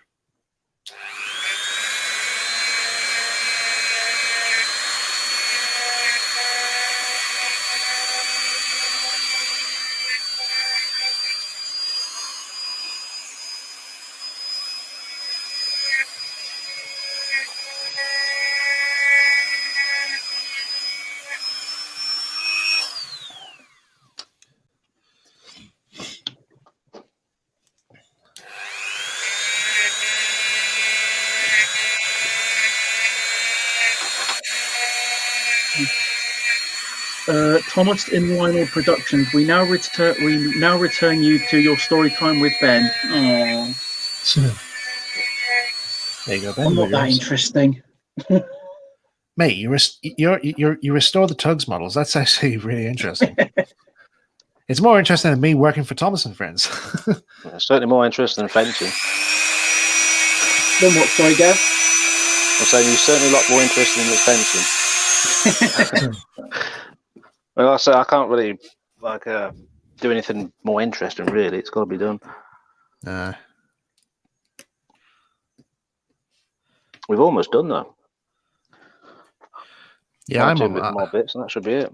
Yeah, I'm almost done. Like we're getting this trying things fixed. I still haven't got around to getting the battery thing sorted out yet. I think I might have to disguise some of the little glue bits with like a teeny bit of shrub, and obviously give it a gentle weathering with a brush. But apart from that, installation, I've got 1 or 2 more bits to do, and that's it. Yeah, probably make some buffer stops then. Yeah, that's one of the good things about modelling is there are a lot of different ways to hide your modelling crimes, as it were. Yep. Yeah. Bushes and paint. Yeah. They're usually quite good. No one will ever know. unless you have one of those over the top modelers, like who points out everything. What you mean, super rivet counters? Yeah, the mega ones. So there's, I think somebody in Railway Modeler, when Railway Modeler did those little comic strips things, there's actually one which I still remember, which was I collected them. Yeah. There's one there with the guy looking over this guy's scratch build engine. He goes like, yes, it's very nice that I suppose. I mean, it's very close to the original, but I'm afraid what you failed in this model's replicating is that you've made the coal about 2 millimeters too big, and that actually fails of being an actual replica of the coal. No coal should be that size. And if it was in the scale 1-to-1, you see the guy behind him, like literally ready to wring his neck. He's like, "It's just coal. What does it matter?" I'm gonna get some. Bear with me. I don't see a bear. You don't see a bear? I don't see a bear. I can solve that one. Oh God. Someone complaining about your coal is not to scale. Like, for goodness sake. Yeah, seriously. I mean, like you can get people like that though. I mean, There you go. We got a bear on screen. There you go. Bear with us. Oh, right. Oh, you got a bear and a bot. A bear and a bot. What have I got? Some goodies. I've got a Dalek somewhere back here. Where might do? What'll that do? A Dalek with a missing eye stalk. Bear and a bot and a Dalek named Bob. Sorry, Bob. Bob. Well, Bob.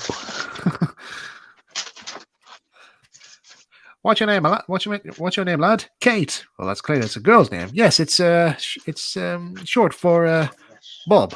Bob.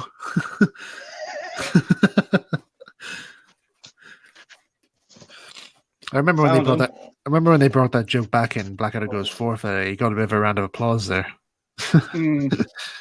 This is Commander Bob. Bob. Hey. Right. Let's see how this thing goes. Yeah, going back to talking about Rivet counters, I think that's why I like a lot of the members in the Heron Club, because none of them take it like too seriously. Like I think it was the former chairman. He made one model boat which was literally a kitchen sink. Wow. It was a remote control. It was a plastic bowl probably about like, I don't know, yay wide square. He ballasted it, put a motor, propeller, and rudder in it, covered the top with plastic cutlery, and it's a radio-controlled kitchen sink. Nice. He did another one with a plastic bowl and made the superstructure to look like a really simple tugboat. Oh, cool. So I think what I like about model boating is that, you know, you don't have to take it too seriously. And if you can make a floating model boat, you know, if it floats and it works, you've got a working model. Well, that's good. Yeah, that's good to hear. Right. I think I got this chassis working now here. Just want to show you guys. So I'll rig up to my little jig here. Might put the mic down a bit so you guys can hear the lovely little XO4 motor at its best. So just crank up some juice there.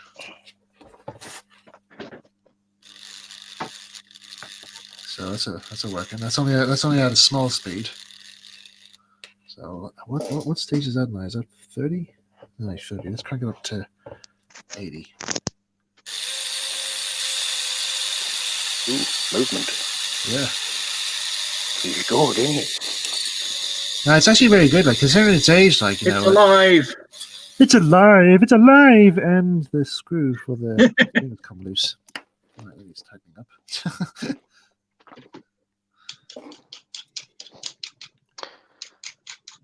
up. Michael. Hello. Michael? Yes?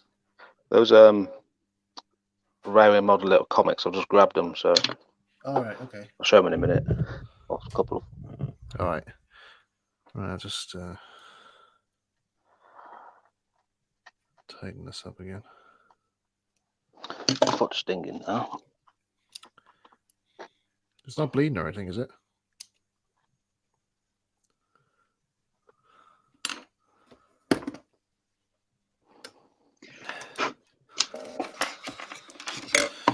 Right. Last thing to go on there.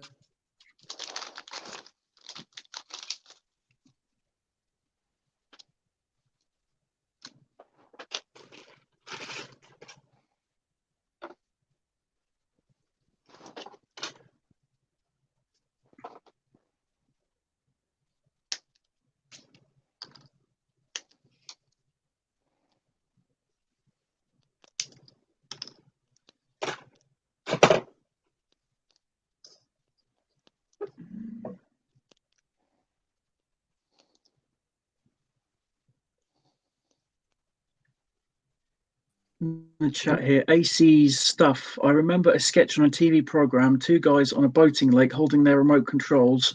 One says to the other, what have you got? The second guy says, Titanic, how about you? And the first what?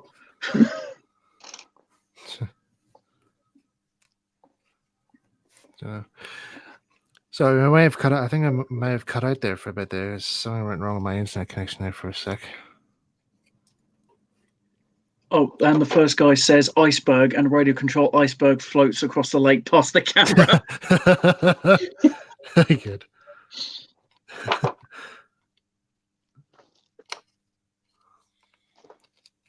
Yes, like I said, with model boats, if you can make it float, you've got a working model.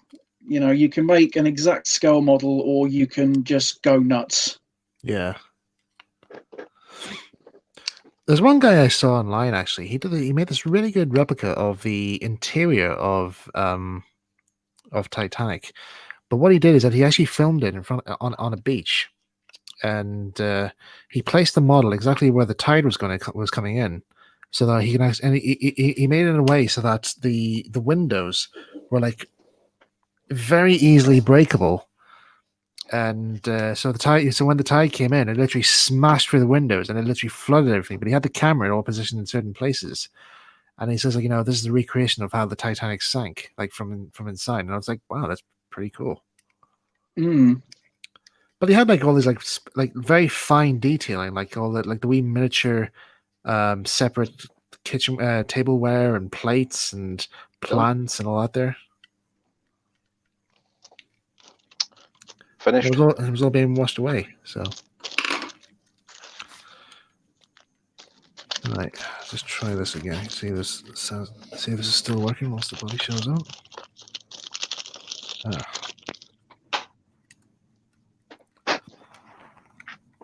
Might have hit a snag here. Right, that's not working. Why is that?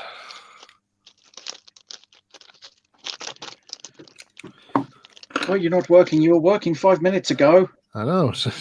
Something went wrong. Yeah. Ever did a mistake not there? in the mood. God, I've lost all power. There's no power to the engine. What's happened? It always happens when the body shell goes on, doesn't it? Yep. Everything. When you're all set up, ready to go, and it's like, no, I don't feel like working now. Come on. Bane of any modeler's existence, that is. Can I pitch your camera a second? Ah, right, okay. I see what the problem is here. A wee thing came out. Right, go. Camera's yours. Right. Essentially, we've done it. Nice. Looking really good. I could possibly put some round here.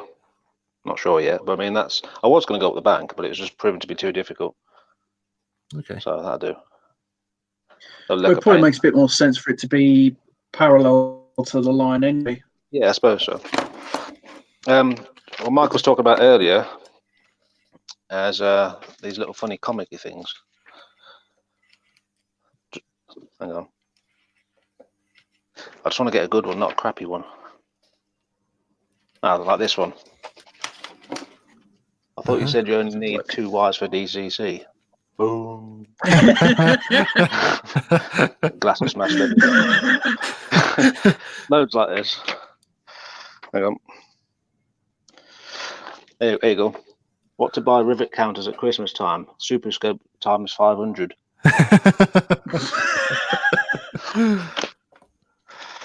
Brilliant. I think I know what I'll buy. I'm a sense of humour. This is a good one. You got the Finnington Preservation Steam Railway. Well, I have to say that in terms of livery detailing, this engine is nowhere near as accurate as my model of it. Oh. Yep.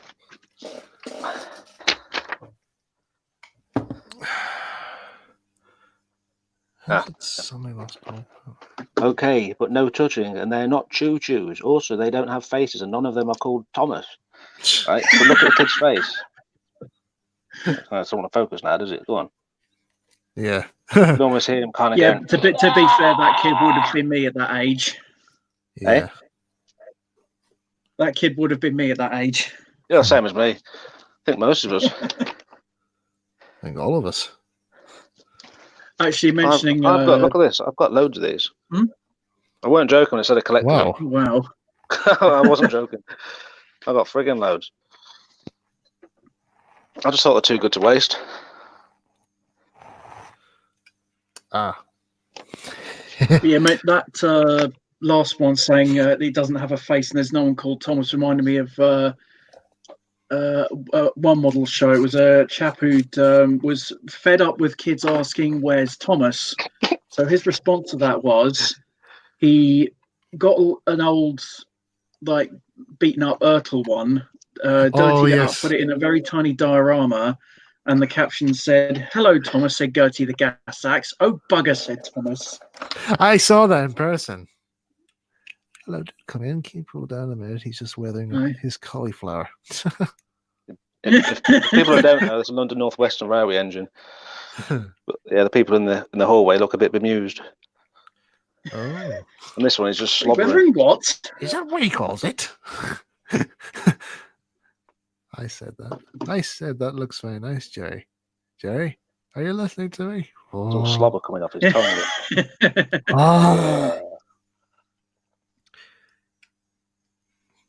Jerry, stop staring at that engine. But it's an 060, dear. In Midland livery. You don't often get them like that these days. There we go. It's working now. Your model is more accurate. These are real. These are real. These are real, Kenneth. Real. Oh no, still don't like it. Well, I found out why this thing wasn't working. Oh god. It's his last wish. Buried with his model. Yeah.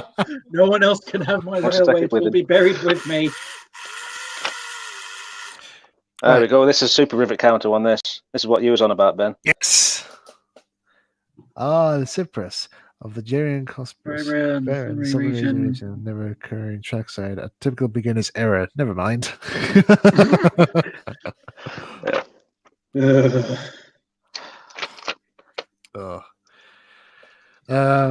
But yeah, I was saying, I found out what was wrong with this engine. Why it wasn't running. I didn't switch it. I didn't flick the direction switch on the controller, so that's why it didn't go. Might help. Yeah, yeah, that always helps. It's like an episode of James May the Reassembler. It was oh god, terrible dust traps these layouts, Brian. Oh, my heart. That's not natural dust, weather and dust, isn't it? It's the dust was intentional. Right, that's the trying thing I fixed. I hear it's very nice in some. I can get this model 50 pounds cheaper in Somerset. I hear it's very nice in Somerset this time of year. I love them. I love this. Oh, I've still got loads. If I'm boring the hell out of you, just tell me. Nah, they're quite good. Although it does seem to have a lot of a dig at the old rivet counters. Yeah. Oh, there's loads of that. I'd say that's initially the point, really. See? Yeah. Rivet counter. Ah, there we go. Inaccurate weathering, I'm afraid. No Caledonio will ever achieve the speed necessary to get dead flies on the windows. Well, if Hornby will put Scalextric motors in those things. Right. Tackle this. I'm just laughing looking at these and just trying to pick ones.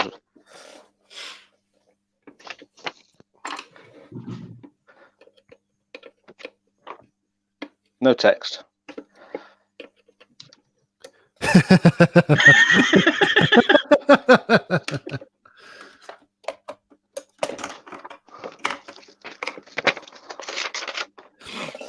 A water feature? What do you mean you rather have a water feature?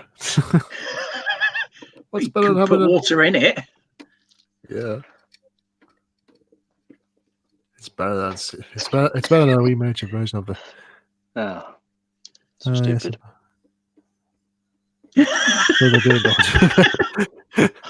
Yeah, I think when you start having to hack up the house for your layout, there's a problem. Actually, I did see somebody actually did do that there for a model boat he was making. Yeah, I think I saw that one. Yeah. Rivet counter. Quite good, but there's an incorrect number of spokes on the wheels of the porter's trolley. 4 by the looks of it. Yeah. In case anybody's wondering, these aren't cards. These are actually like segments from Railway Modeler magazine that they put in for a joke.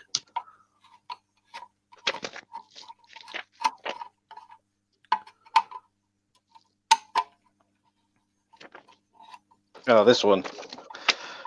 It took me a little while to figure out what was funny. Then it dawned on me.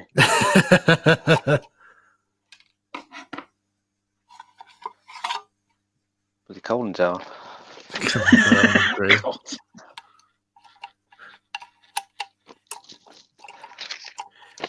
Well, you know, it's what he would have wanted. I asked for an ash plant. Yeah, that's where you're going to dump me ashes.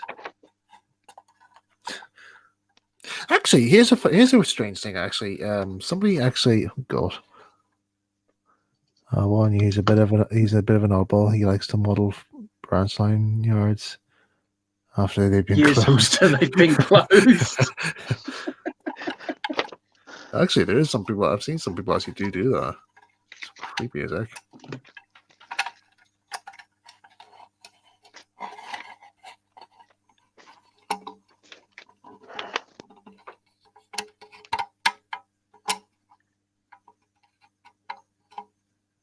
Jeff says it's a conversation piece. I can never think of anything to say about it.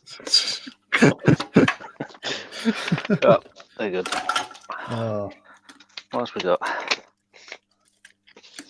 Well, how many is there? Apologies.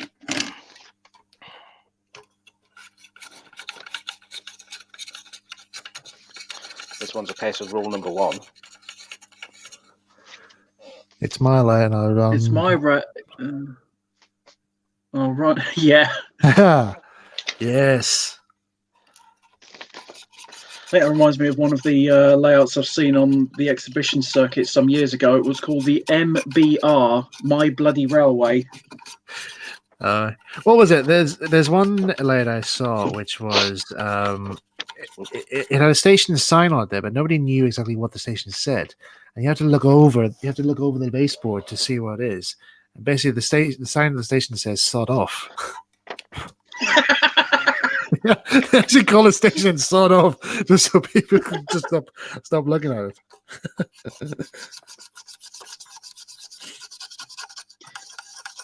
Yeah, I like that when people inject a little bit of like humor into their layouts, because if nothing else, it at least it provides that extra bit of interest, and Yeah. you know, it gives you more things to engage with. Yeah. I saw a layout once And where if they had your this thoughts bloke on here, a you hill. don't want to know. Yeah. I saw a layout once. They had a bloke on a hill with an easel painting this landscape, and there's a giant grizzly bear behind him standing up with his arms raised. Thought that was a good little humour point. What was it? There's one I saw. I've showed you about 90% of them, but the rest ain't so good, so I'll leave it there. I'm kind of disappointed they stopped doing them, to be fair. I used to really look forward to them. Yeah, same here. I wonder why they stopped it. Maybe people were pointing at the river counting of the comics. I'm sorry, but on a normal comic strip, this would never happen. This comic strip is not accurate. We're 10 is it not times more than painted what you enough? portray it to be.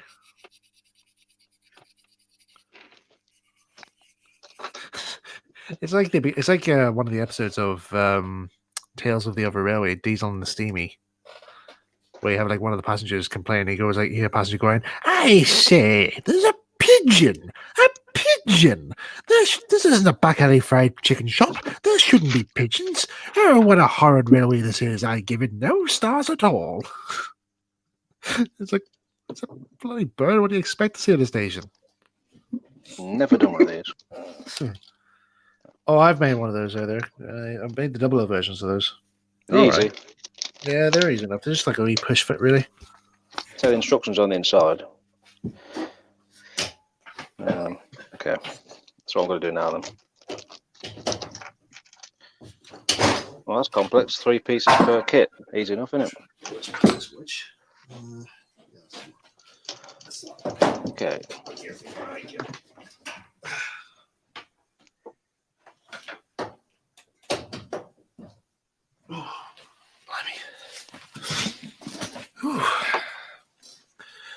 Right then, Michael. Sorry. Yeah, I was trying to get a You're plug. right there. Yeah, I was trying to get a plug in there. I was falling over because I was trying to lean over the table. Ah, Couldn't find a spare extension lead there, so I had to try and resort to this other method, alternative method. what don't we need plugged in at the moment?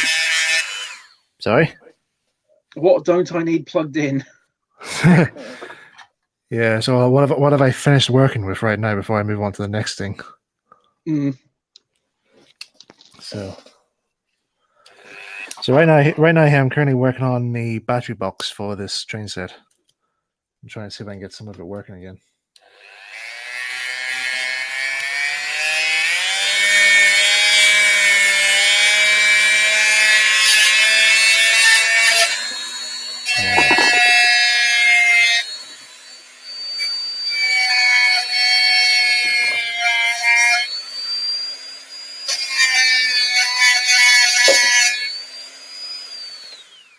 The odd satisfaction I get just from polishing things. I don't know why, I just enjoy it.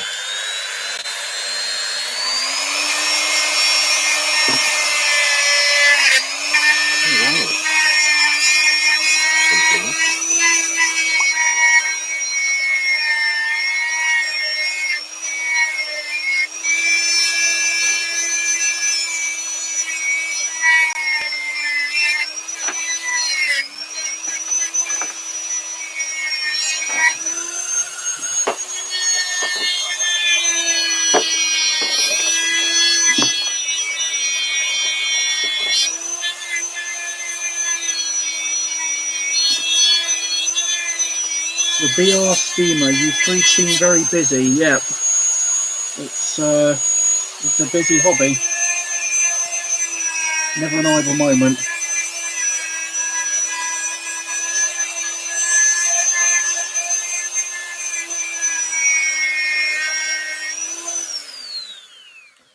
All right, seems a couple more some polished up there. All right. These here need replacing and refixing.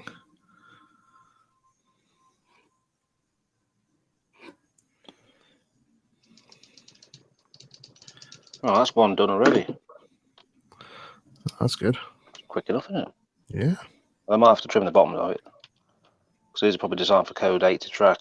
I'm using code 40 and a bit 55. Ah. So let's have a go, shall we? Yeah, they need trimming. Do they not make buffer stops for the different code rail then? I don't know, but the brackets on this, they're just so big. It's overkill, really. It's just because I'm being awkward and sort of going semi-fine scale. I use code 40 track for the plain stuff and then 55 for the points. So it makes it a bit more difficult.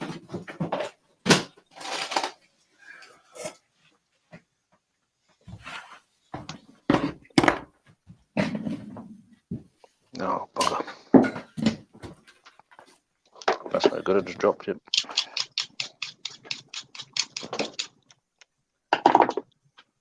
Oh, bugger. Oh, buggery. Got it. Didn't put enough glue on, so it fell off.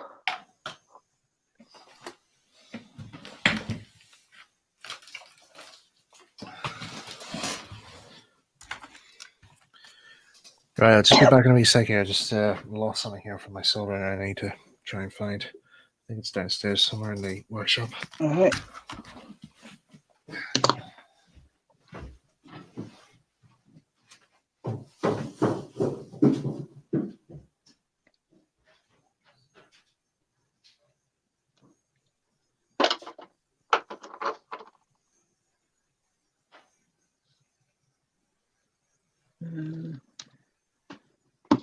BR steamer. So what's everyone working on? Gav, do you want to answer that first? Yeah, I'm working on the fence, and then I've just basically finished that. So now I'm working on buffer stops. Well, that's basically what I'm doing. Yeah. Yeah. Michael's restoring a Triang train set, and I'm currently doing the lighting for my model boat. Now, while you can see the superstructure there, it's orcs from the tabletop war game Warhammer 40,000. If you watch the Railways of Solo episode 4, you get to see 2 different factions having a scrap.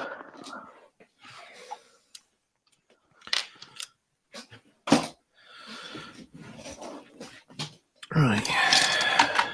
So I was going to say as well, if should anyone want to sort of get an idea of how orcs function, look up the Battlefleet Gothic orc trailer. I think that sums it up perfectly. It's little bit Mad Max meets the orcs from Lord of the Rings. That is the only way I can describe it.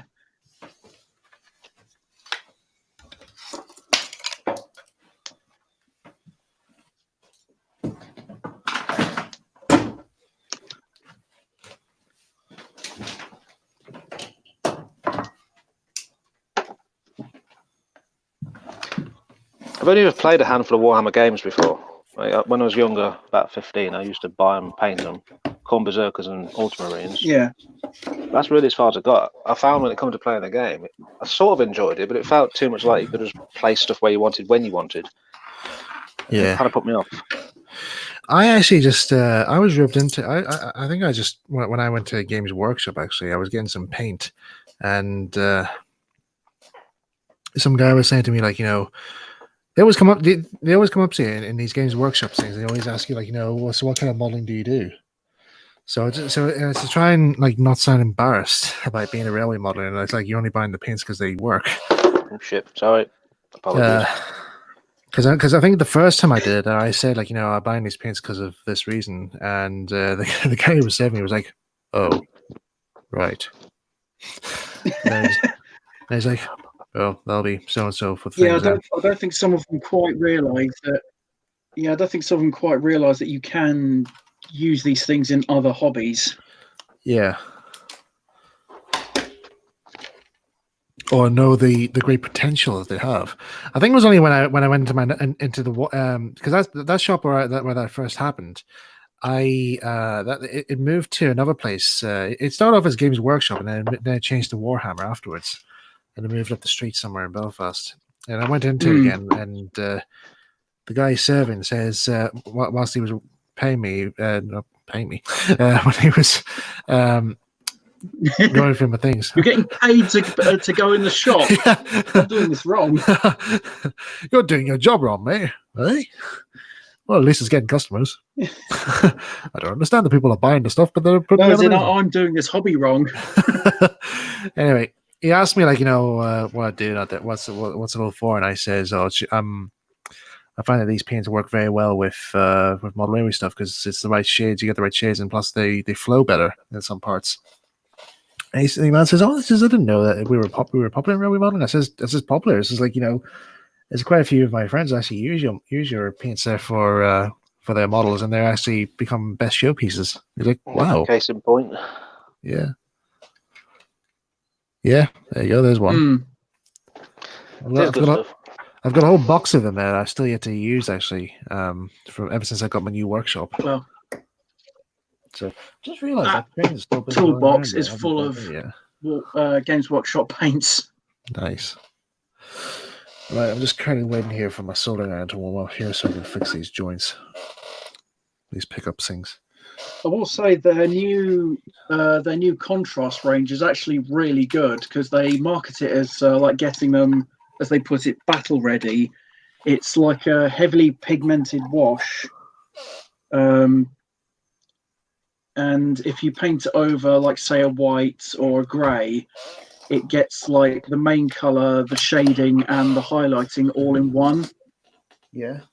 sort of just to get your models done quickly, but you can have a play around with it and use it for all sorts of things. All right. Like, let's see if...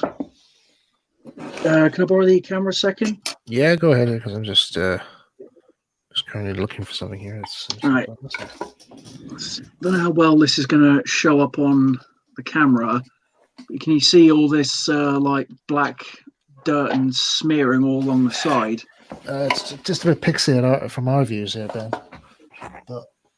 yeah, that's done with the black contrast paint, just attacking the side with it and then just wiping off the excess. All right.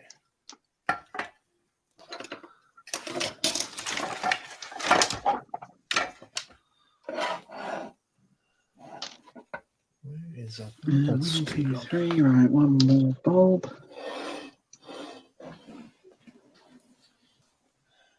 Right, I seem to have lost a very important screw for this. I don't know where it's gone. Ah, there it is. That a sacrifice to the carpet gods, nearly. No. In fact, no. It was stuck on. It was stuck onto my wire strippers. Actually, there's part of it there is magnetized. It's just stuck onto it. So the carpet gods have missed. Are not getting this sacrifice. Yeah.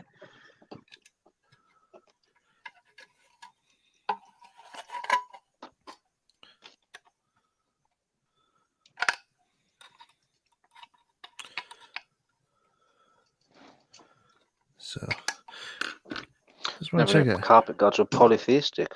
I thought it was just one. Yeah. Just want to check it. Who's currently watching now? Is there how many people are still left in the watching the stream? Actually, I'm just curious. In case everybody's still wondering. How many are in the chat? Yeah, I got about 12 there. That's okay. Trez, can you remind us what boat you're working on again? My memory is bad. 1 second. Get that out of the way. Stay. There you go.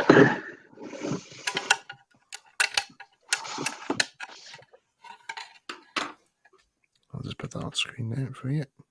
Yep. There you go. I got to lift it up a little bit so you can have a look. It's awesome. And eventually this, although it is already set up, this is a working crane. Cool. And there's a winch underneath, and it'll use this scratch-built hook on it. Awesome.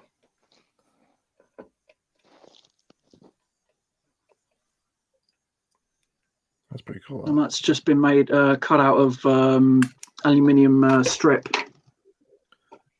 All right.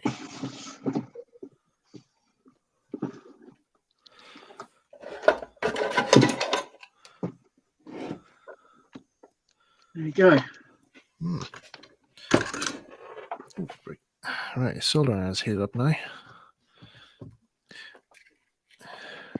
There's a funny thing from James May's reassembler that I remember. I was actually watching him doing earlier today. It was the one where he was reassembling a food mixer, a Kenwood food mixer from the 50s. And he was doing his electrical bit. He was doing the electric motor, and then he reads the instructions saying, "Oh, there's going to be some soldering involved." I hate soldering. And he plugs it. He puts the soldering iron on the desk there, and he plugs it in. And he says, "Now I'm actually calling out to the editors of this show." I says, "I know what they're like." I says, "I'm calling them out here because I don't want them to edit out this bit here, because this will be the first time in television history that we actually get to see a soldering iron being heated up in real time." So he says, so I'm demanding the editors to not skip this. He's and that's all. It just stays there, just like focusing on him. And he's all like saying, like, I know what you guys are like there. I'm not going to let you edit this out. And he pause. He hums for a bit there whilst everybody's all talking, and he does a little talk about soldering for a bit there, and then he was saying, like, because I mean, I know there's gonna be like people all like say, like, why is he dips the soldering iron tip into the flux like there? It's not the right way, and then he realizes that the flux isn't smoking, and he's like, He looks across and goes, get out of this here. It's not switched on at the wall. So he spends like 5 minutes like literally talking about. We're just literally waiting. It's never been turned on. So I still find that quite good. I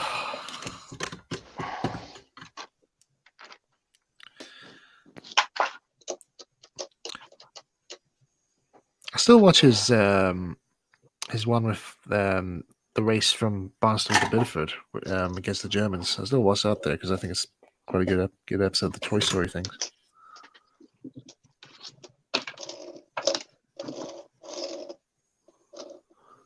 Oh, seemed to work. Ah, cool. Just needs paint. Right. Seems this wire doesn't like solder that much. Or maybe I'm not putting enough on. Right, I've achieved everything I was going to do, so I need a new idea now. Oh, well, you can keep an eye on the chat then, I suppose. Hey? You can probably keep an eye on the chat then whilst until me and Ben are finished.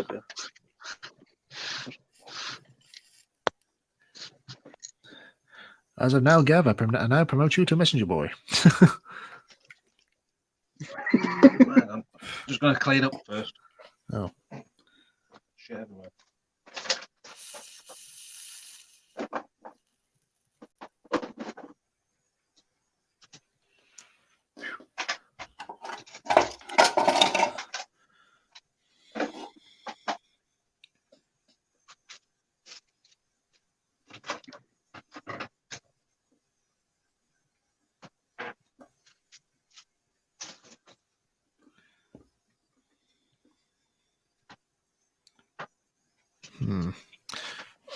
It's not coming out.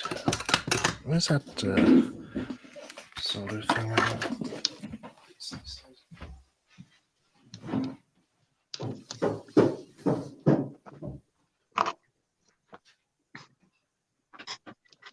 The biggest sound I can hear is a lot of banging.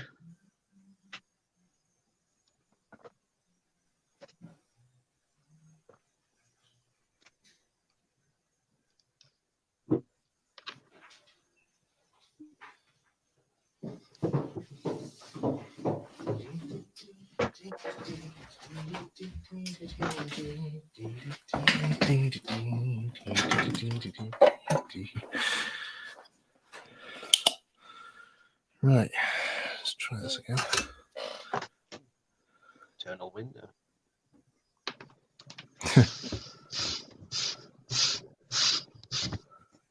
That's not going to work, is it?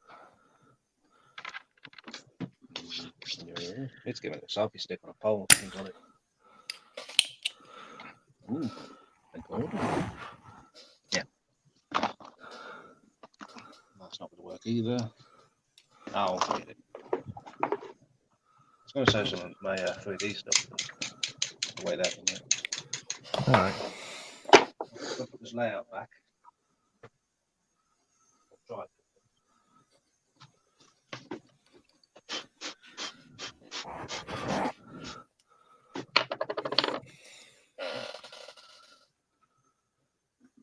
I suppose I can show you how awkward it is me putting this layout back. That should do. Bend down, take a breath, grab it in the right place.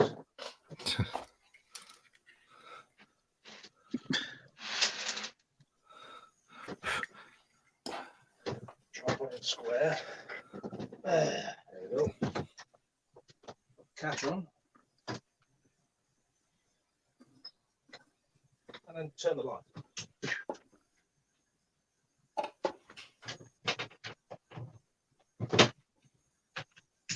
Oh, I'm talking silly bit.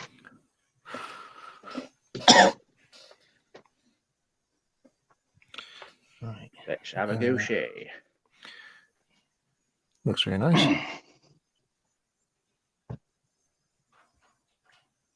if it takes all the blue out, that's ridiculously blue. Yeah.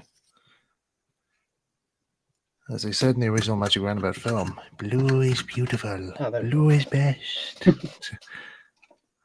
Have you actually seen the original film, Ben? Not the CGI one, but the original Magic Roundabout film from the 70s. I probably have done, but I don't remember a thing about it.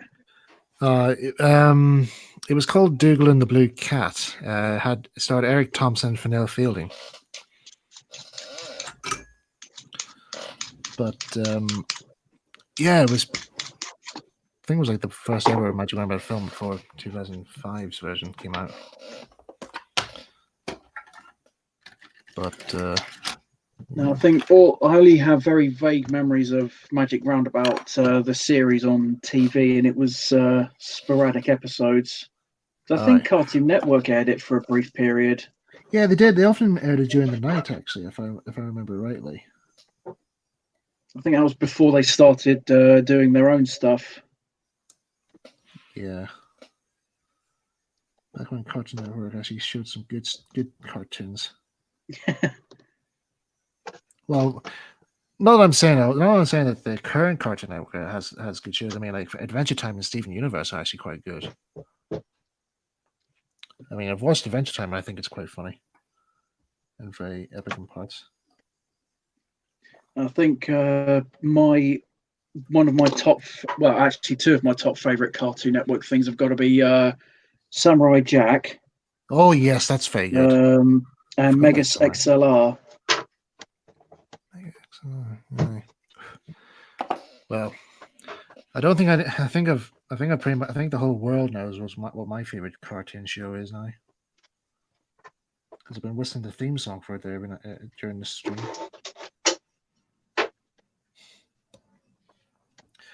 Also, I just want to ask anybody in the chat there: is everybody fed up with me talking about this particular show, or do you guys put up with it or don't mind it? If you guys know what I'm talking about, because these two do. they have to put up with me constantly talking about it. Just won't stop. But it's such a good show. I don't know why. I don't know why I love it that much. It's just, I don't know. It just took hold and just wouldn't let go. I just love the adventure in it. That's each to his own, mate. If you like what you like. I know. Right, gotta use some of that. Start dry brushing.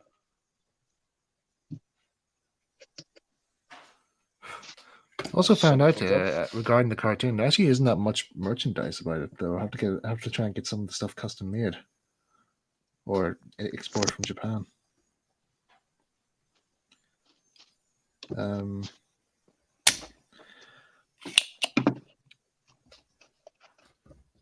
think the only custom one I have, I have the freedom to speak about anything. No.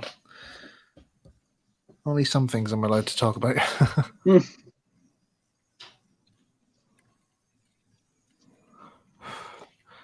other stuff I'm not allowed to. But that's just the way my work goes.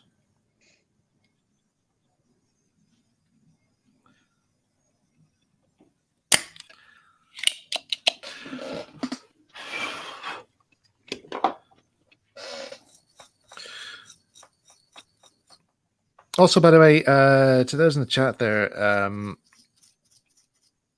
not really. I just want to point out. I just want to say to all the Thomas fans out there, I'm not angry if you guys are constantly asking me for bringing back characters and all that. There, it's just that I don't really have that power to do that sort of thing. That's not really in my line of work. Really, I just write the stories. So really, the real person who has to, answer these questions is really Mattel, or, that's basically who it is. So it's not really, the writers don't have a say in this.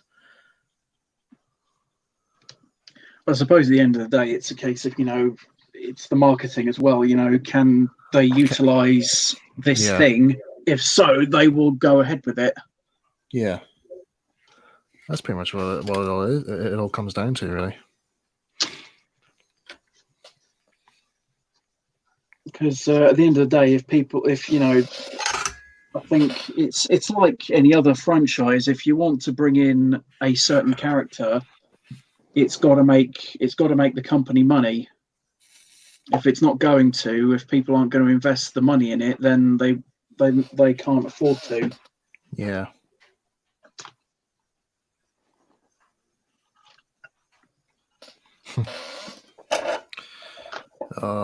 Some of the stories I'd like to tell you about behind the scenes of like writers' workshops. No, many regarding to the reactions of some of the writers when they saw my work and what I said about it. Because most of it, I think there's one story I think I remember. I've told this to many folks here and it makes them laugh all the time. It's been a very funny story between me and Davey Moore.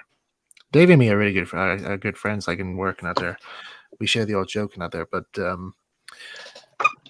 we were watching Heart of Gold. It was the first time I've ever seen it, and I said to everyone, I says, now before anybody watches this, I want to point out here that I actually thought this episode, I didn't really think much of this episode, and I thought it was a bit weak when I wrote it, because that's why I sometimes think about some of my stories. Sometimes I think that something doesn't go right, or maybe it's just because of time wise.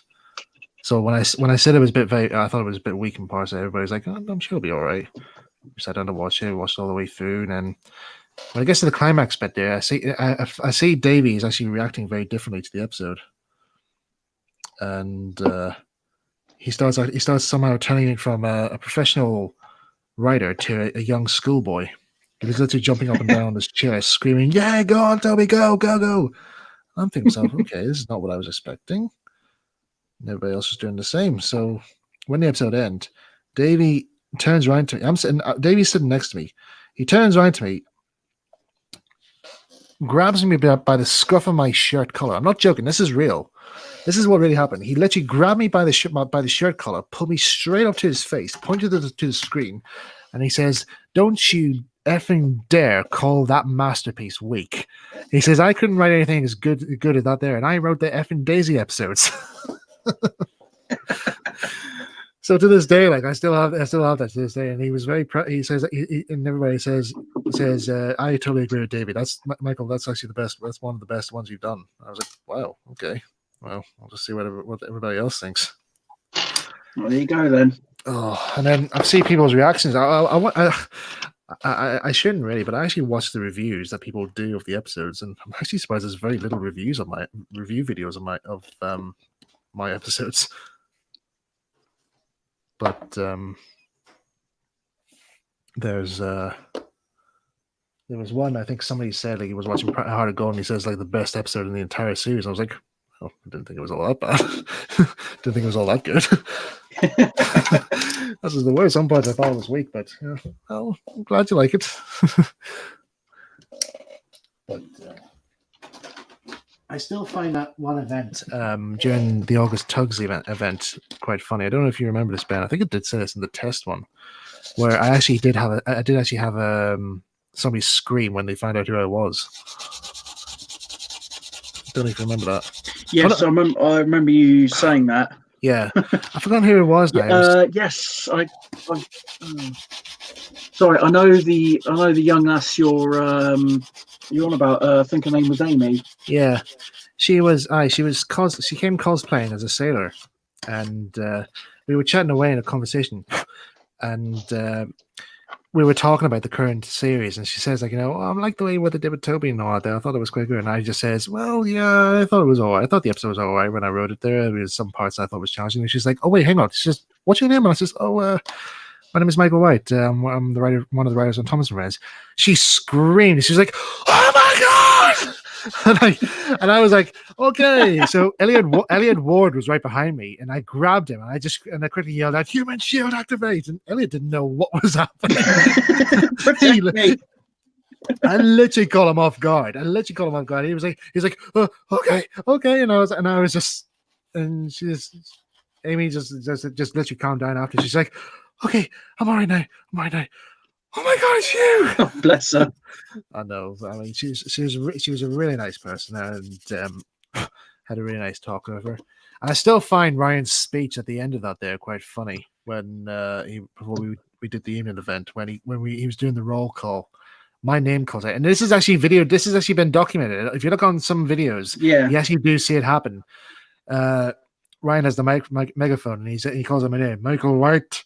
I announce I was here, and then Ryan just goes, "Right, now don't crowd around him all night, folks. Yeah, I mean, he's the closest thing we have to a celebrity here."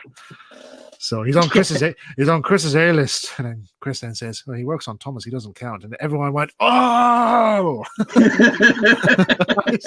I still find I just play along. I literally pretended I stormed off, and I stormed away, and then I turned around and I yelled back, and I was going to bring back Boko as well.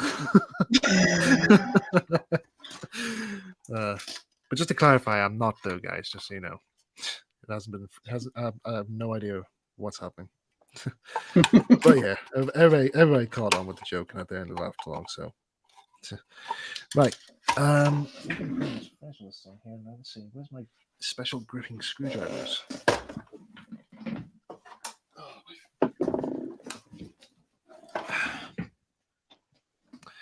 But yeah, right. This is actually. I just want to just get the screen for a second. I just want to show you guys. I did this in my one of my videos when I was doing the ET conversion of Thomas. I showed you guys one of these this gripping screwdriver. Where's the one I had in the video? I had this one. It's a bit small right now here, and it's a wee bit worn in parts. But that's the screwdriver I used. But I bought another one. I bought two more actually from somebody who was selling them in the UK. He imported them from America. You can only get these in America actually.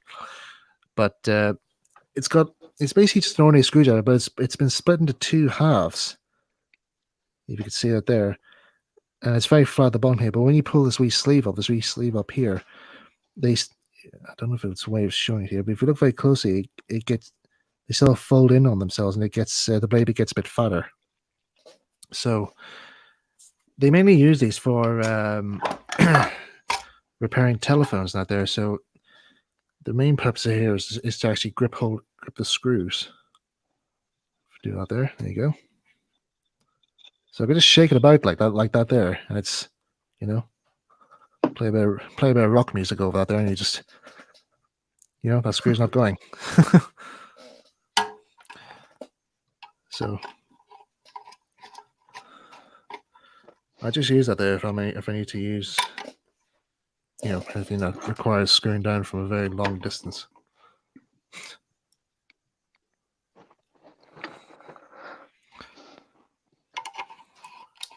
Yeah, did you find the right batteries for that controller in the end?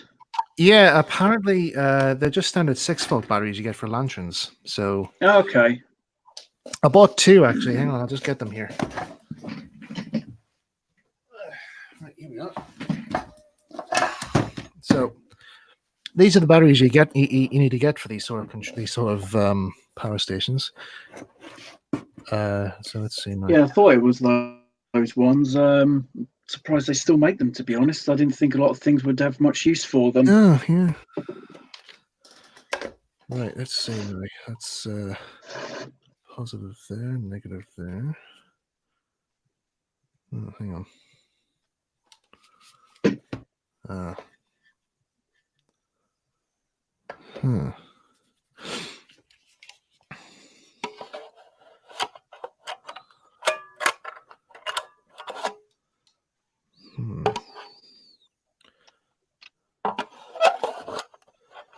Don't know whether this will work or not here because where the positive and negative sections are, they're actually in the wrong place here. So that's going to be a bit of an issue. But we'll see how we go with it. They not quite match up with the inside of the controller. Not really. Oh. But I'll try. We'll just test it here, see if it does work, and if it doesn't, then sure I can, maybe alter it, I suppose. All right, so that just clips on like that, like so.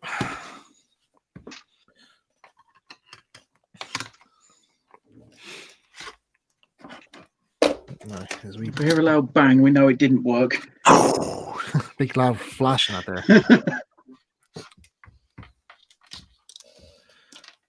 It'd be like that character from what do you call it? Terry Pratchett's Good Omens. Tries to and he always blows up. Apparently, Chris Egan Green he's actually in Good Omens. I didn't know that until he told Oh, me. right. Yeah, I was like, well, where were you? And he's like, oh, I was one of the cameo. I was somewhere in the backdrop there, and I was like, right, okay. I'm still trying to find him in Bohemian Rhapsody, and he told me he was in that as well. I was like, okay. Yeah, I think it's one of those things where you're going to have to be pointed out. Yeah. I think the one and only time I've ever been on TV was in the audience of Robot Wars Season 6. All right. And that's it. Right. It's right. This doesn't seem to work. It's basically down to these batteries, really. I have to probably maybe change the pickup point for this here, but it does work. I mean, the train does work, though. I will grant you that there. Let me just test it with the modern controls, see if it will work on that. I'll just put some track together. Just show you this old track here that Train used to have all those years ago. It's quite nice. Right. Right now, so there's a fish plate.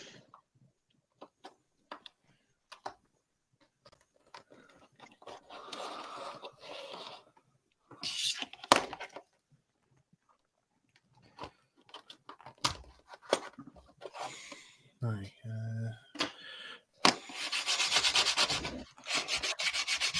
So would that engine only run on the old Triang track, or could it run on newer track? Yeah, I can run on newer track there. It's just that the flanges are a bit thick on it, though. In fact, here, I'll take it off this one here, the Santa one. So I'll move this out of the way so you guys can see clearly. Just try and clear some space. Right.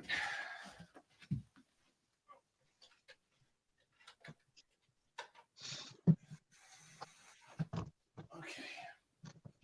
I'll take that off for a bit.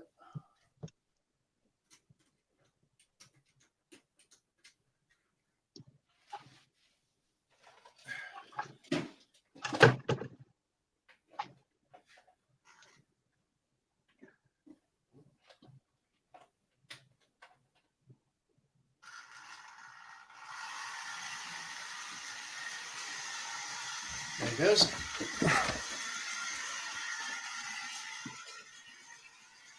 I know it's quite small in the distance, though, but it does run. Yeah. Now for a split second, the stream was catching up. It looked like the train had stopped. It's like, oh no, what happened? Yeah. Yeah, it's going really well. I just put the coaches on it here. See how they go.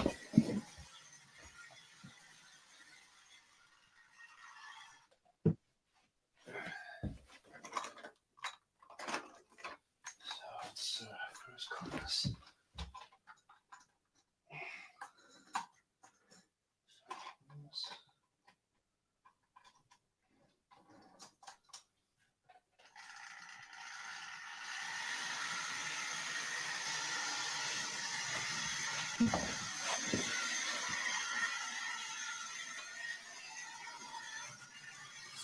Yeah, there it goes.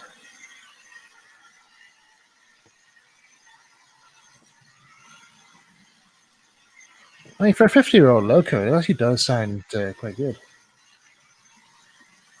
Whoops, it's caught on a wire.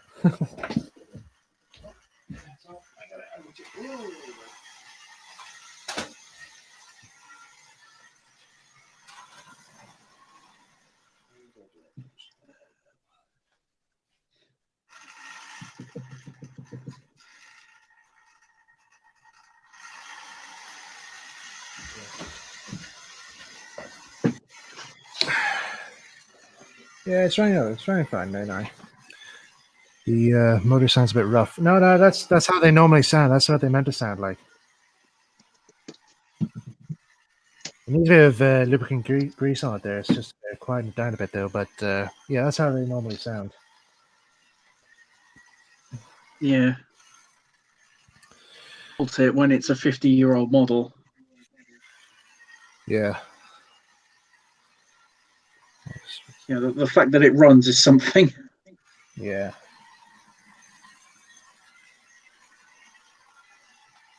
So pleased with that. But yeah, with this battery box, I think it's really the connection points on the top there that's just really stopping it from working. So it's a very simple fix, really. But I could probably do that another time when I'm not, well, maybe for another time. Perhaps I'll fiddle back with it.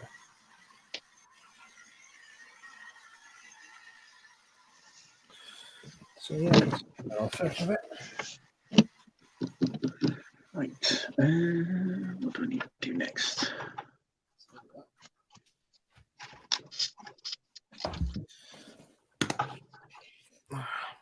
Beautiful little engine. And Right. Back in a minute. I need to find some pipe. okay. What are we for time now? Right, we'll finish up about past. I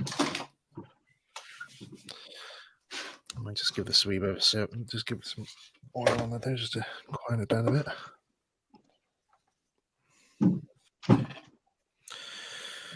Pinch your camera a second. Yep.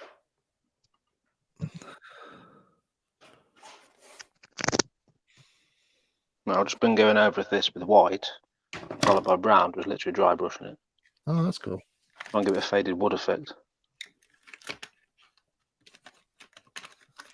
Awesome. I think it's working. Yeah, I can definitely see the change in it there. It does actually look a lot more look a lot better. So I'm not going super detailed with it, but it's just for the impression. Yeah. But it seems to work quite well. You put the white on initially, it gives it that silvery faded wood, and then you go over the brown afterwards. Yeah. Just make sure it doesn't look actually white. Hmm.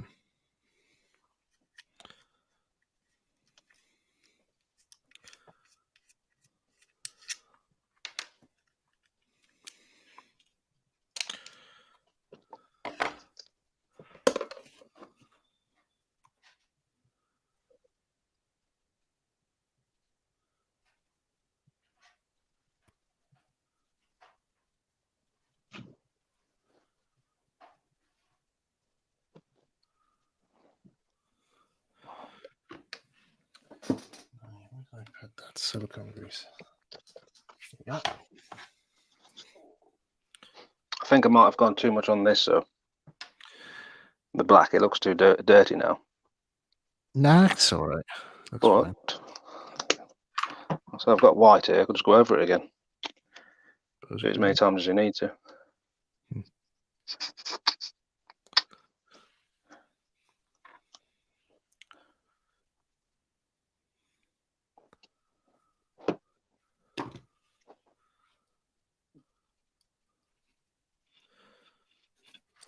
Whoops.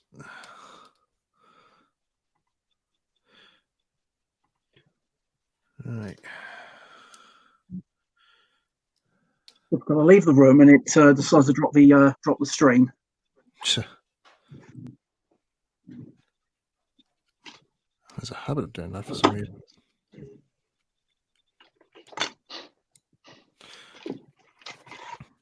Okay, I wonder if I put a good blob in there that might keep it all lubricated. There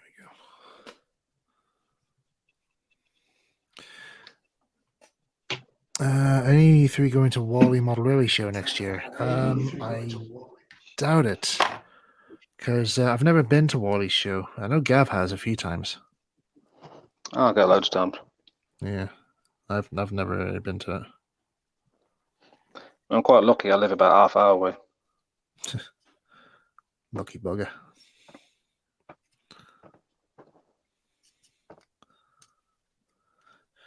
He's a lucky bugger, is Gav. What are you, Gav? A lucky bugger. Yeah.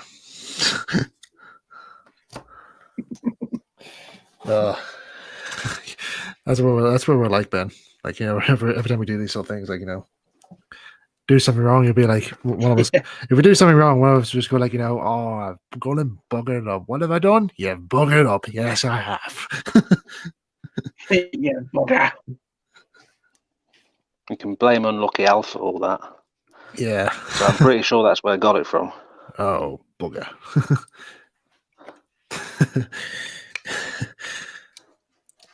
Although I think I'd put a slight variant on that. Pardon my French. Buggered bastards. Shower of bastards. That's what I like to say. Because I do like Sharp. You like what?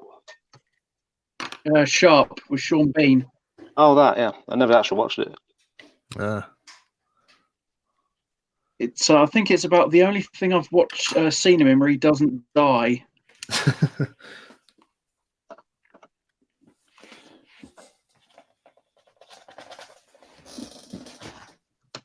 If anybody wants to model pigeon shit, you get your brush, put white paint on it, dry brush, and then you stipple it close to the chimney pots. The effects are spectacular. Oh, that pigeon poo's not accurate. It's not to scale. That's right. Looks about right to me. You'll notice also if you look at the terraces, Yeah, they've got a they've couple caked in it. Little flecks of paint.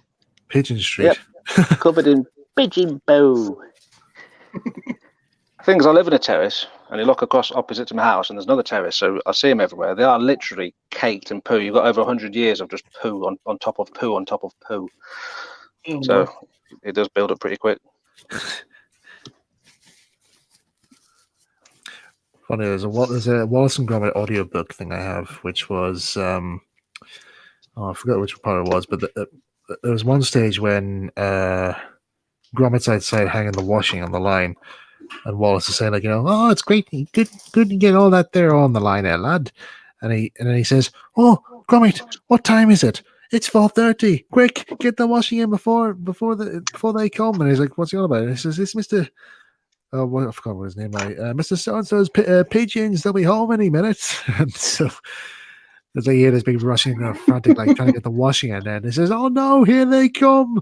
Quick, get cover!" You just hear the sound effects of all the pigeons crap, and he's like, "Oh no, me clean washing! Hey up, Wallace here. Sorry about that, but you can't control them pigeons. They go when they feel like it."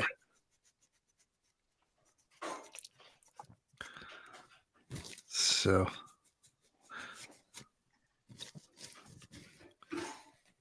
Yes, being a car owner, I know what it's like to have to deal with bird mess. As a victim to bird mess twice, I can relate. Yeah, I've been pigeoned a few times. Once at school, the other, in fact, the first one was a seagull, actually, as it would be. The second time was a pigeon. And, the seagull one happened at school, and the pigeon one happened when I was rushing for my train from university. I thought I was going to be late in the pit. And I saw the pigeon coming at me, and I was like, please, for the love of God, don't do this. You bastard! Don't do it! Don't do it! I'm gonna do it! Don't! I'm gonna do it.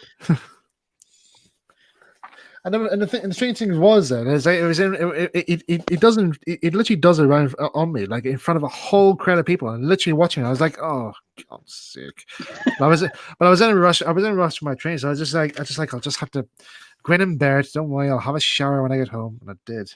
First thing I did, I just literally just ran into the house. I was just literally scrubbed my hair clean. I was like, I'm clean. Get it off. Get it off. Get it off. Yeah, one thing I don't understand is where's the whole thing come from of that being pooed on by a bird is supposed to make you lucky? I know, who thought of that? That's pretty crap, I actually. I don't feel particularly lucky if I've been pooed on. I think it's a compensation just to make you feel better. What, getting crapped on? Hey, man, I've had a very bad day at work. You never mind. Here. Have a look at me pigeon. Oh, God damn it. Yeah, it's lucky, that. How's it lucky? Well, Just is. just is that. Same as me, White House. I got Pinch it in a the camera. mouth. Oh, God, no. Ugh. Can't believe a pigeon would do that. Okay, cool. Right, the frontal layout's in a bit of shadow because this It really light was isn't nice a perfect. bit. But anyway, we have the things installed. A bit weathered. I need to work on that. It's a bit patchy. Mhm. Open gate.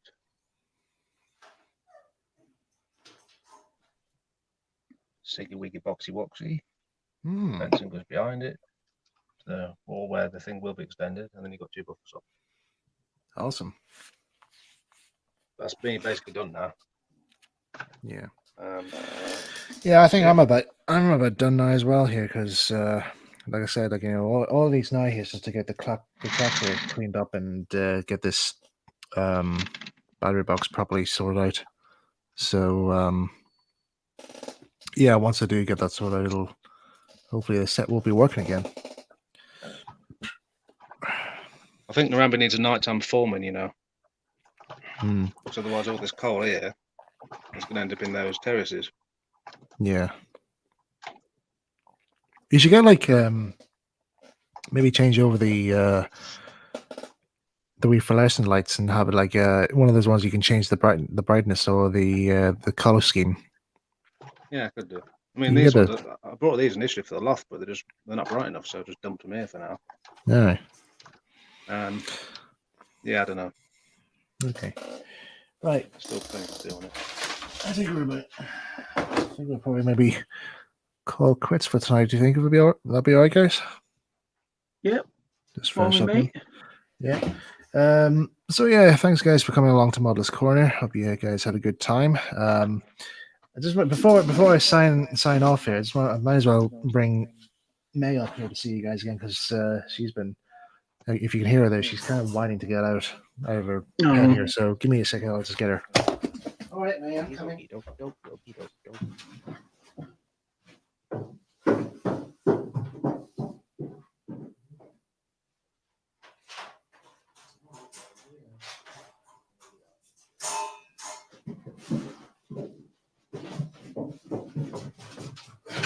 Oh, step on the stairs. Come on. Come and say hello to the nice people. There you go. Oh, There's a little May there for you to see. Hello. You gonna be our mascot? Hey. Oh, she hasn't seen me all day really. That's why she's acting like this here. So because I was away all day and I had left her alone. So hey, you missed me, didn't you? Yes. So where have you been? Where have you been? So In the chat, the new storyteller. Oh, I thought it was a cat. I thought it was a cat. No, it's not.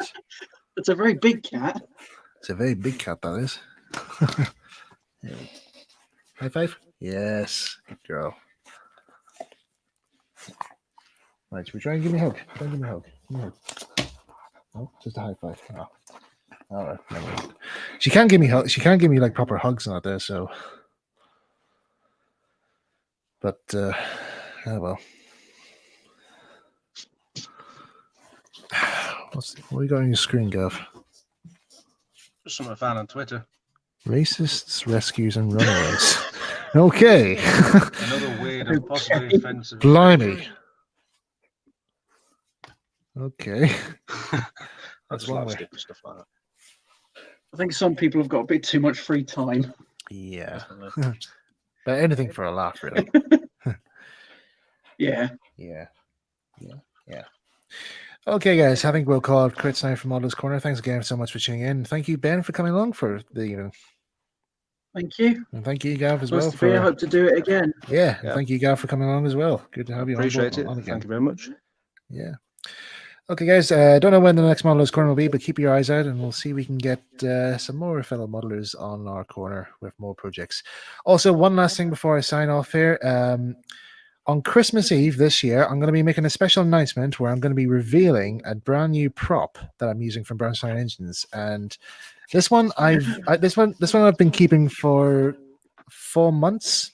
It's been in the workbench for 4 months.